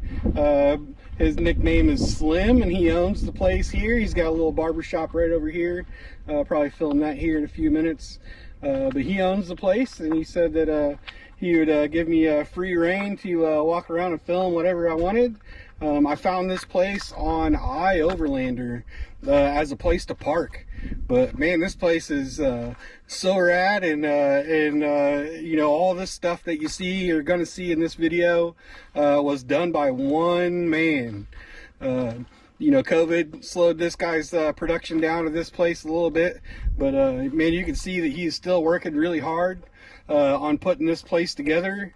So we're just gonna start right here at the front entrance of the place. This is right off Route 66 as well. This is probably I don't know, probably like 4 or 5 miles off of Route 66, and he's really accommodating, really nice guy. He said I could park in the parking lot overnight here, and he said there's some people that do that from time to time. So he gave me permission to do that as well. So we're just gonna camp here, and we're gonna walk around and see what this guy's building here, and take a look at all the neat things that he's doing with his property here. As you can see, he built these, which is the entranceway here to his property. We'll back up a little bit really quick. He built these, and then there's going to be a wall all the way down his property on both sides here, which is still under construction. And you can see back there, he's also got ornate stuff, ornate fencing, ornate block work going on. And his historic brick labyrinth sign there. I mean, just the work that's gone into this place. Big wrought iron fence, decorative brickwork, and even in the walls here, look how decorative that stuff is. Route 66. I mean, this guy has gone above and beyond to make this place look beautiful. Look at that stuff. I mean, it's going all the way around here too. I'm gonna walk through here, let you check out this fence work that this guy's doing. You see he's laying it all out as he's building it up here. These are the type of places that I want to go to and I want to be at. I mean, especially with somebody being so awesome like he is to me. You know, he walked right up to me. He walked right up to me and was nice as pie to me, introduced himself, and I told him what I wanted to do, and he was all about it. So, and I asked him if I could sleep in that parking lot there since it was on iOverlander, and he said, yeah, you're more than welcome. So he said maybe someday in the future he would have little camping spots, things like that. And the guy even offered to run a cord out so I could plug in if I wanted to, and I don't need to plug in obviously, but man, that's a welcome right there for sure. So I wonder if he's actually making these out of a mold, like making them himself, because he probably is, because there's a lot of them. If he's not making that stuff himself, he's probably paying a pretty good penny for it.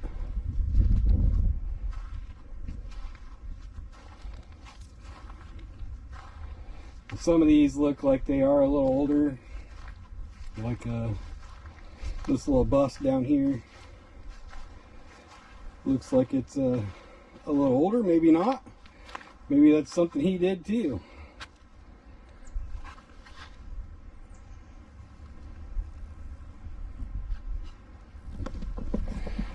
Yeah, that's just beautiful, and you can tell that's just beautiful. And you can tell that he's planning on just lining this whole place with stuff like this. I mean, the amount of patience and diligence and you know, that go get it, you know, I want to make something cool attitude. I could just see it. I don't even know this guy, but you can just see all of it right here and what he's doing. Let's walk over here to this labyrinth, which is what this place is all about. Let's walk over here and take a look at it. So the whole point of this labyrinth is that it's made from Route 66 bricks, and man, you know, I'm talking the original Route 66 road bricks, like actual bricks from the actual original road. So this guy has bought apparently, you know, a good surplus of those bricks, and is making this thing for that stuff. So let's take a look at this labyrinth.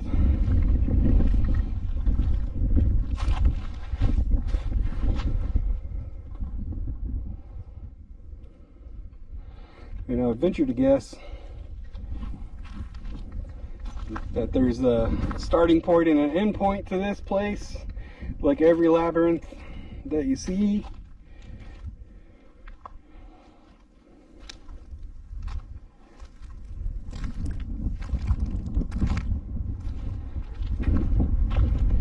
And it's again lined with that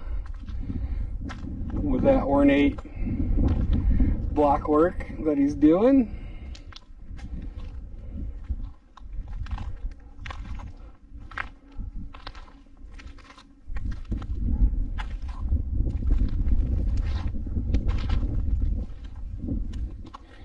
Even got his name on a little brick down there, 2018 Slim. I'm gonna venture to guess that that's the year he started this thing. Let's walk over here and look at this building.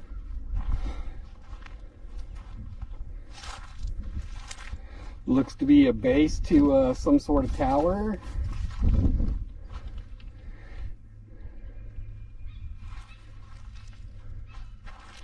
Looks like he's got it all planned out, mapped out. Looks like there's plumbing and everything in the ground for water. This looks like another ornate little brickwork feature here for this soon-to-be building. Looks like another tower-esque type thing. Nice little lamp post.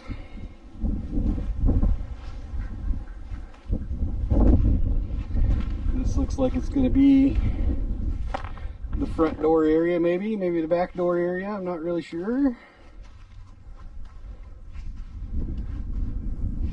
Spires.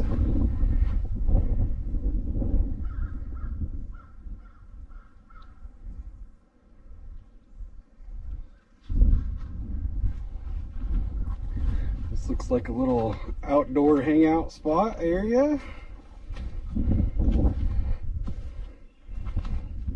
Got some nice wood over here stacked.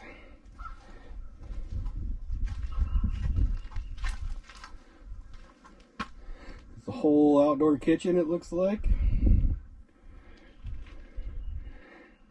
Big hearth. He's got a good place for a fire, and that looks like a little pizza oven there. Maybe another little baking oven there. Some good seating around. He's got a sink with some water ran to it already.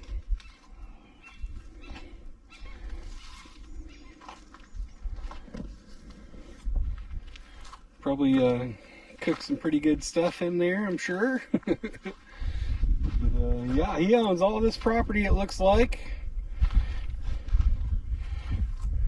But yeah, what an amazing start to someplace that's going to be very cool. I mean, I've never been to a labyrinth before in my life ever, and holy cow, this place is awesome. I'm so glad I found this on iOverlander. Alright guys, well, we're going to hang out a little bit, wait for him to get back, and we're probably going to talk to him a little bit about what he's trying to do here and what he wants to do here in the future. So maybe you all can come out here and check this place out, because if you're on Route 66 and you're driving by, man, this is a must-see for sure. And I'm sure it's only going to get better with time. So we're going to wait for him to get back, and then we're going to talk to him a little bit. All right, everybody. I'm standing here today with Brent. Slim is his nickname. He's the guy that owns the new Route 66 labyrinth here. I just want to show some of the little pictures he has in his office here of all the people that have came by. He likes to take pictures of all these people and their accounts of hanging out in the labyrinth here, which is real cool. And I'm going to ask Brent a couple of questions here. So what made you want to do this? I just think it's cool bringing history back to life again, and they did some road construction here in Oklahoma and uncovered the original road, and I went and grabbed a bunch of bricks and brought out and made a labyrinth, and I didn't know it was going to go as big as it did, but yeah, man, people have been coming from everywhere to see it. It's really cool. Yeah, anything on Route 66 these days is a real big attraction puller, and to see somebody like making something from nothing is amazing. And that's what you said earlier. Yeah. Because this is what you're doing. What we're witnessing right here is a new roadside attraction being born. Yeah. And I've never even heard of that in my lifetime. So. Yeah, I haven't either. And it's amazing just meeting people from all over the world coming.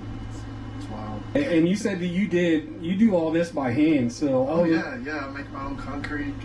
I build everything. Like I've got forms I pour and build it all. Like.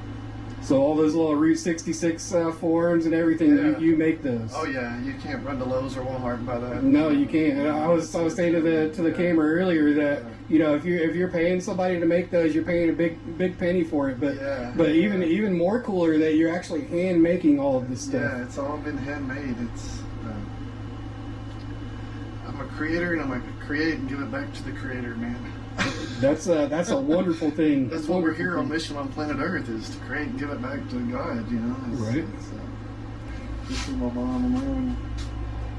That's when I was first building the handrail. That's awesome. This is the first Canadian I had show up. She came out one day. Yeah, they're gonna come from all over the place. And she gave me some Canadian flags, so every time they come from Canada, I put a flag with the Canadians, man. That's cool. That's cool. I think it's really cool. Oh, here's another artist. He's a book writer on 66. That's him right there, and this is another shot of him here. And what's his name? That's Jim Ross. Jim Ross. And you're a barber by trade, right? Yeah. And this is actually your barber studio we're standing in here right now. This is the barber shop here. And it's really cool, man, meeting people from around the world. I think that's my favorite thing about what I'm doing is the people I meet, including yourself.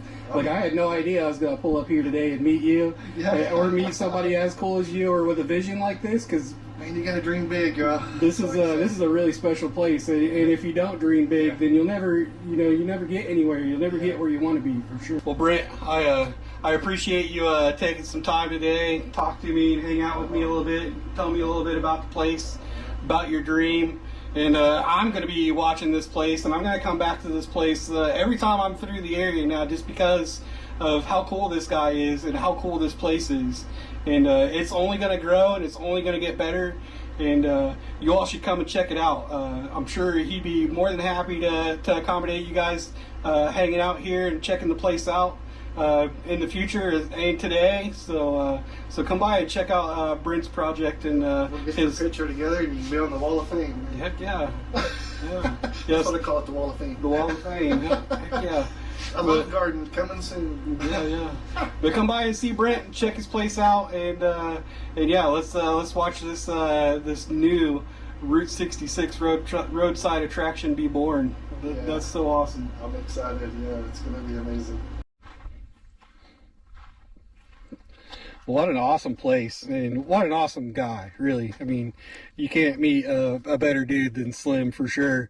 I got to spend the last few hours here talking to Slim about his dreams and aspirations, and getting to see drawings of the things he wants to do in the future to this place.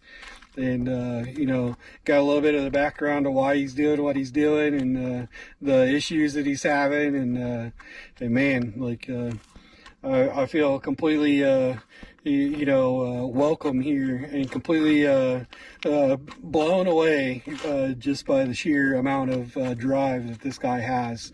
to do what he's doing here. I think that's going to be it for today. I got to see a couple of really cool places.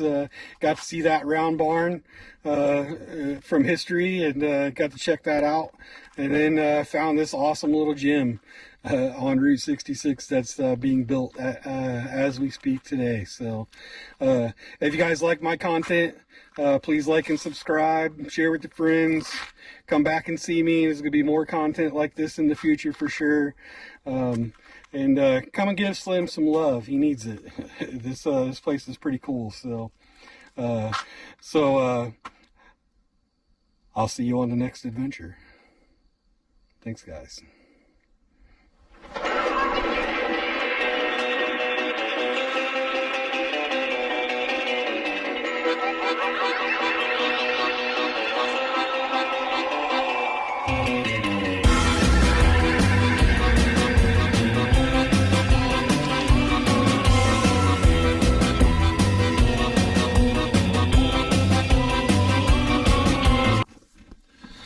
Well, good morning, everybody. Today we're going to be traveling down an actual stretch of Route 66. So there's a stretch of road between Oklahoma City and Tulsa, Oklahoma. That's about 100 miles long, and it goes through a bunch of little towns and things like that. So today we're going to drive that Route 66 proper here. This is going to be the first stretch like that we drive for a decent amount of time anyways. I'm taking that road for one because this is Route 66 road trip, two because there's a turnpike there that's a toll. But along this stretch of road there is a lot of neat little things to see, probably, and some diners and stuff, and we're going to end up at the Blue Whale there in Catoosa. And there's a few things there that I want to check out, and we'll see what we get up to in between there. So let's go.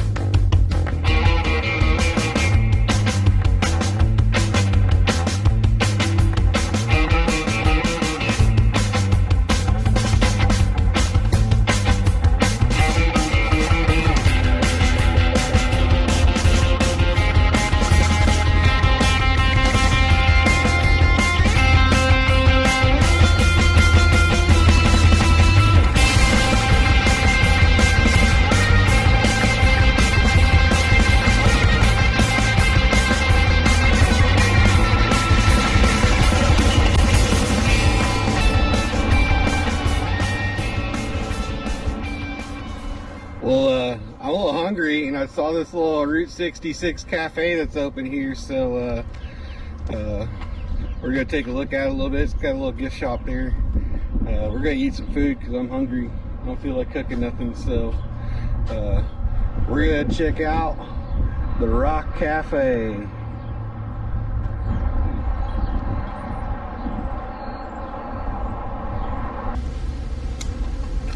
Yeah, guest book too if you'd like to sign it.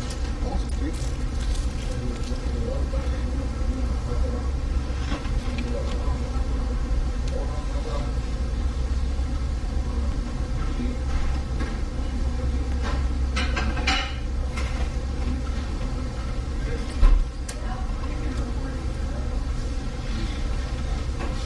Pretty awesome little place, little cafe here. I'll look around on the inside here.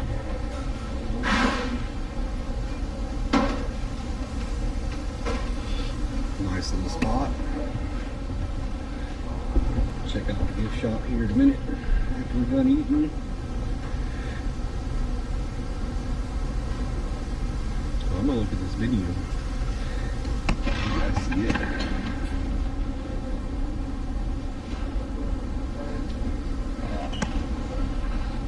A huge venue, which is pretty awesome.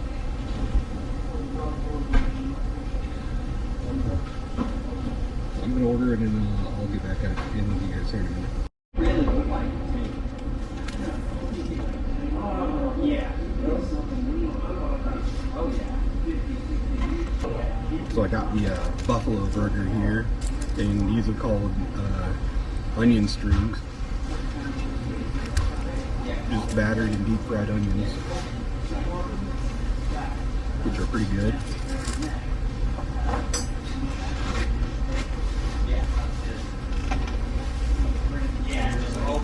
And this was done in like literally the fastest I've ever been served in any cafe I've ever been to.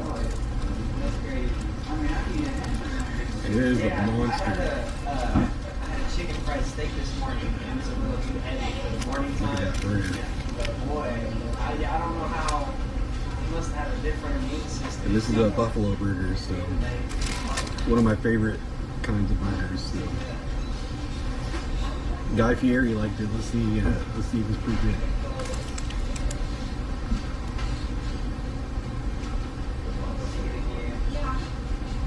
Because we left it up here. Oh man. The day that he left it, or the day that he came in, we left it up here. And last place I seen him was right here. Yeah.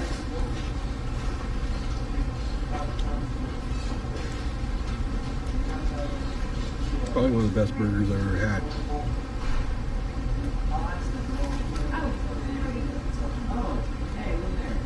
These little onion strings are battered and deep fried. That's okay. Yeah, you got a whole story right here about how he was the shadow of it. He's almost really nice. Right here it says, if you came to see Willie, I'm the first to make a big mistake. I'm not really, I'm just the almost Willie. He's the real thing, I'm just the fake. See, we had that guy come in. Looks pretty close to Willie now. It's really close to Willie Nelson. That's cool. But you guys get all kinds of people, don't you? Oh yeah. All across the world.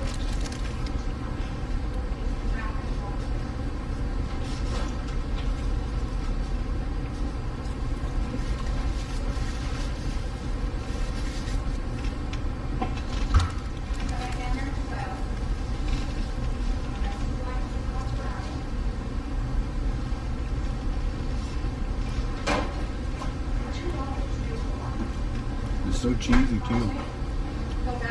Put all that cheese on there.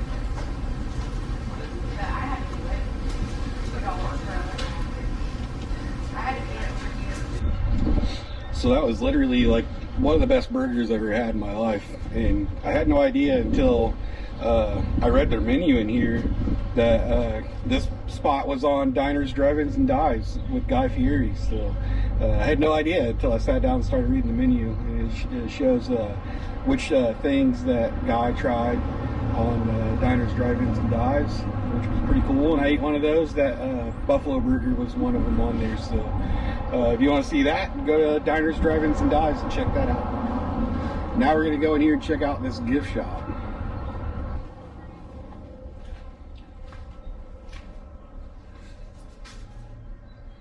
Looks like a bunch of cars merch. Some Route 66 stuff.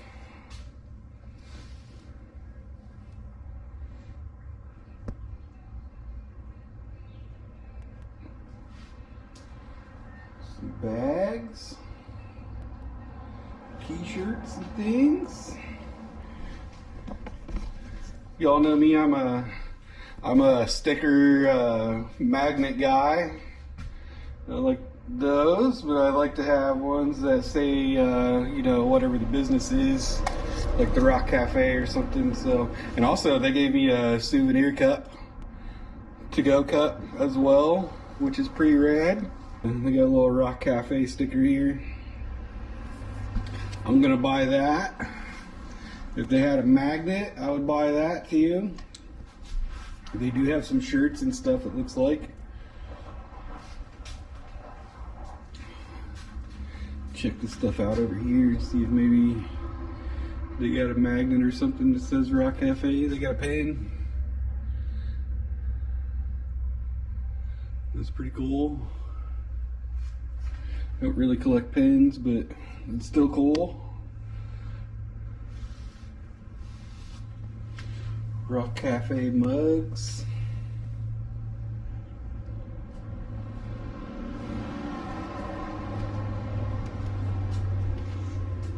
T-shirts.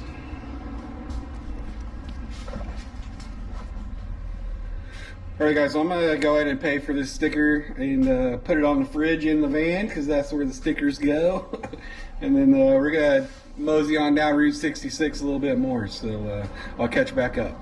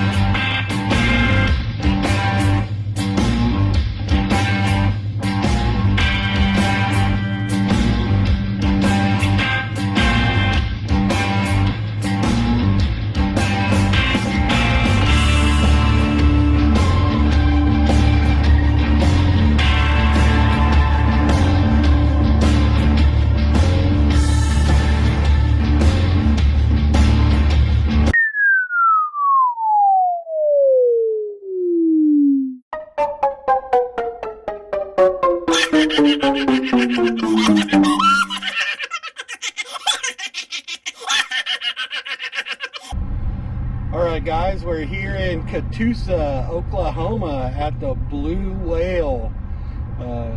This is a novelty spot here on Route 66. As you can see, it's a little fishing pond and you can fish in here. You just gotta catch and release. This is probably one of the neater spots here on Route 66 that has been around since the 70s.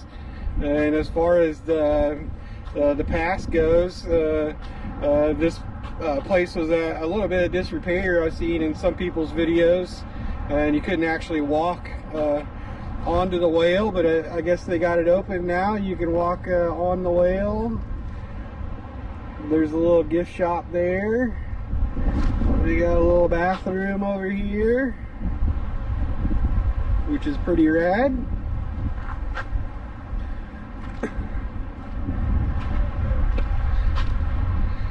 And they got a little gift shop here. I'm not sure if it's exactly open right now. It doesn't look like it's open.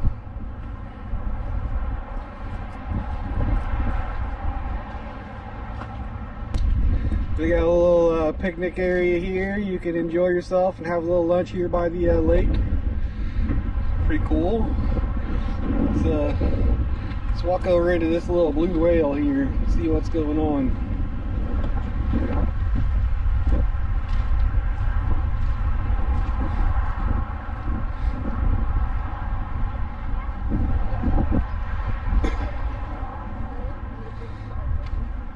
There's a big old turtle in this water over here.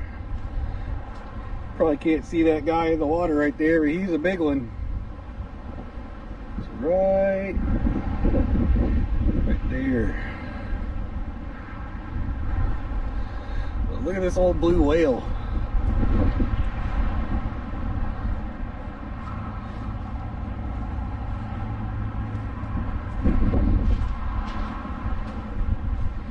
Like I said, I think they had some issues with the flooring or something, maybe structural or something like that. A little ladder, you used to be able to go up into the top there. And these are slides from when you used to be able to swim here. I don't think there's any swimming here anymore, but back in the 70s and 80s, you could probably swim in this thing. Oh, there's like all kinds of turtles in this little pond right here. You see them? A turtle in the water. Come here, little guy. Come here, little guy. What are you doing? What are you doing, little fella? You got a little head above the water there, swimming. What are you doing, little dude? There's another one over there a minute ago, but he took off. There's the tail of the whale. This was the ladder to get back up here if you wanted to, back in the day when you were able to swim here.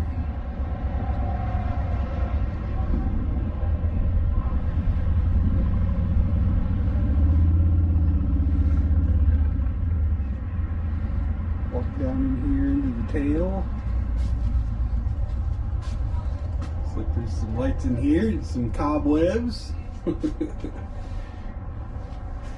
go look out the end here. I'm currently in the ass of a whale. Look at that view though. What a turd sees out the ass of the whale.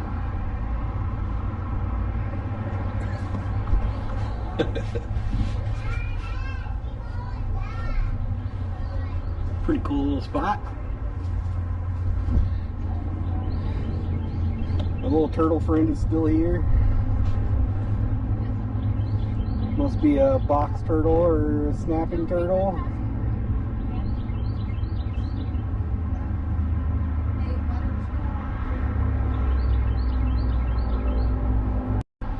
These little seats are old school and awesome. Little whales, even the little table there has little whales. Like concrete forms. I'm sure these were made in the 70s, right when this whale was made, I'm sure. Little barrels and little whales. Those are some bigger tables. Looks like they're kind of breaking apart a little bit.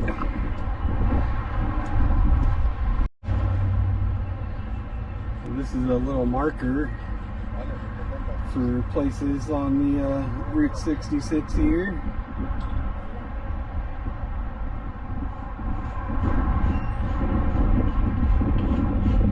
So I was completely wrong about the gift shop being closed. They were definitely open, so I can fulfill my magnet and sticker needs in here if I want to.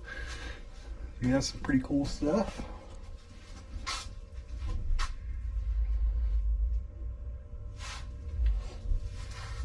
Pretty neat stuff.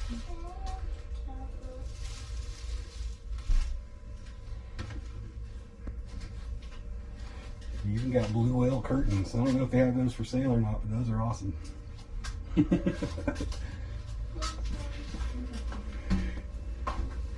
Got some nice magnets. Definitely taking one of those home with me, maybe two.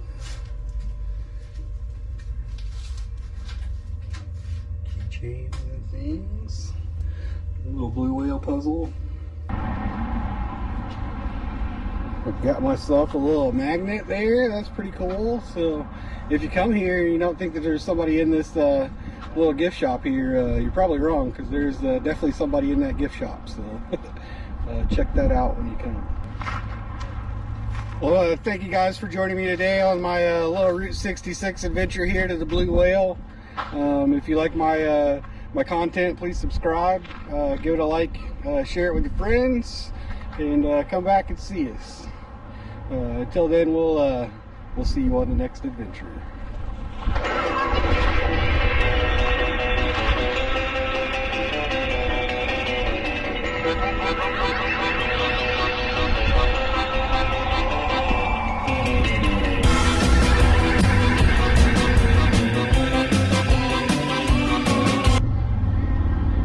Alright guys, as you can see, I made it here to Uranus Fudge Factory here in Uranus, Missouri. This is the first place that I stopped in my travels when I first bought Chupacabra and took off on the road and some odd years ago. This is a really cool place here on Route 66, and I was really excited about stopping here the first time I came here. Just because it was on Route 66, and now that I'm doing Route 66, the majority of Route 66, I had to stop and say hi again and get some fudge. That's really the reason why I'm here, is because man, they got the best fudge in the world for sure. But we're gonna walk around a little bit here today, and we're gonna check it out. So let's go.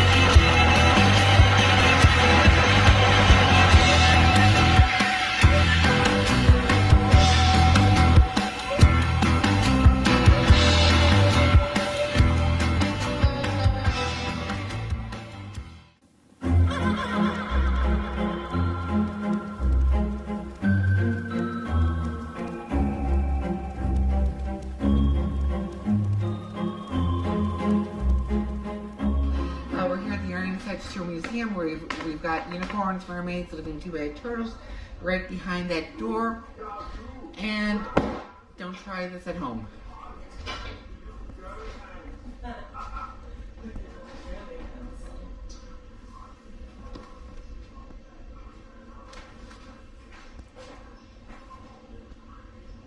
Your turn. That is awesome. Thank you very much.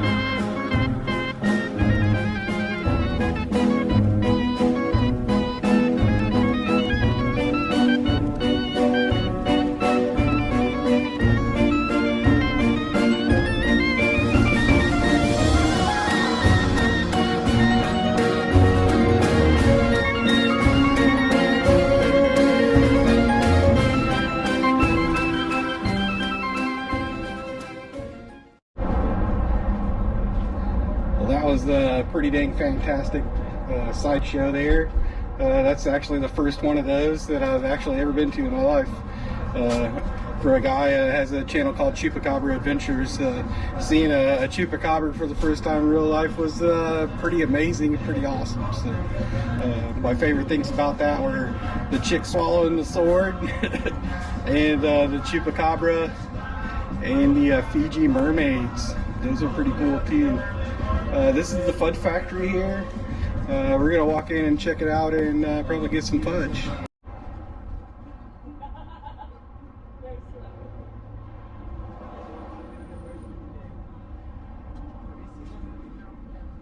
Yeah, it's big. It's the one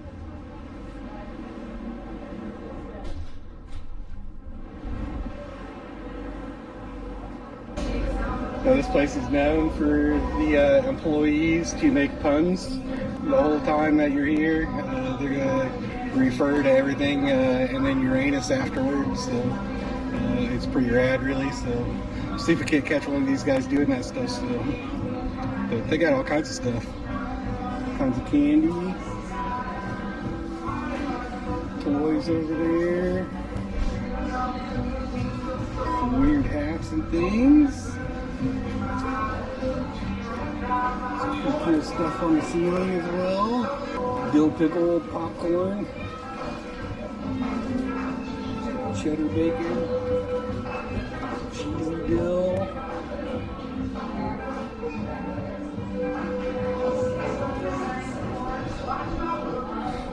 It's about the weirdest kind that I saw anyways. And they got some fudge. And that's exactly why we're here. We want some fudge. Got some circus peanuts.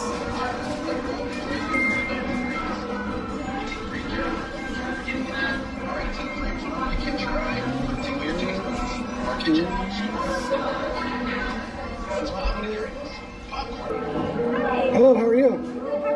Good. Can I get a piece of the peanut butter and a piece of the cookies and cream, please? Yeah, please.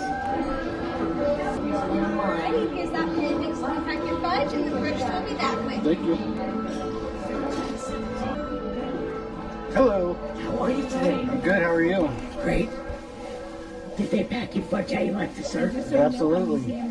Did they use protection? I don't know.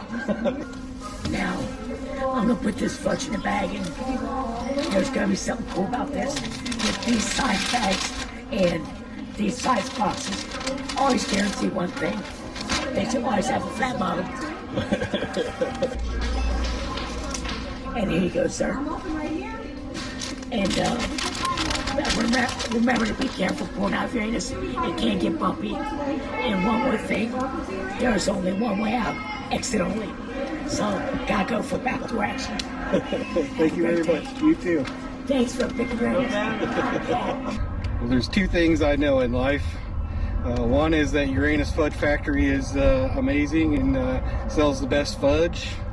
Number two is you can't ever do Uranus jokes, ever. Well, I went ahead and packed my fudge away in the van while I'm here in Uranus. I hope you guys enjoyed this today.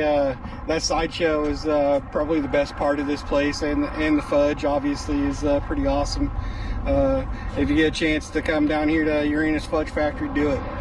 It's well worth it. Just make sure you come in the right season when all this stuff is open.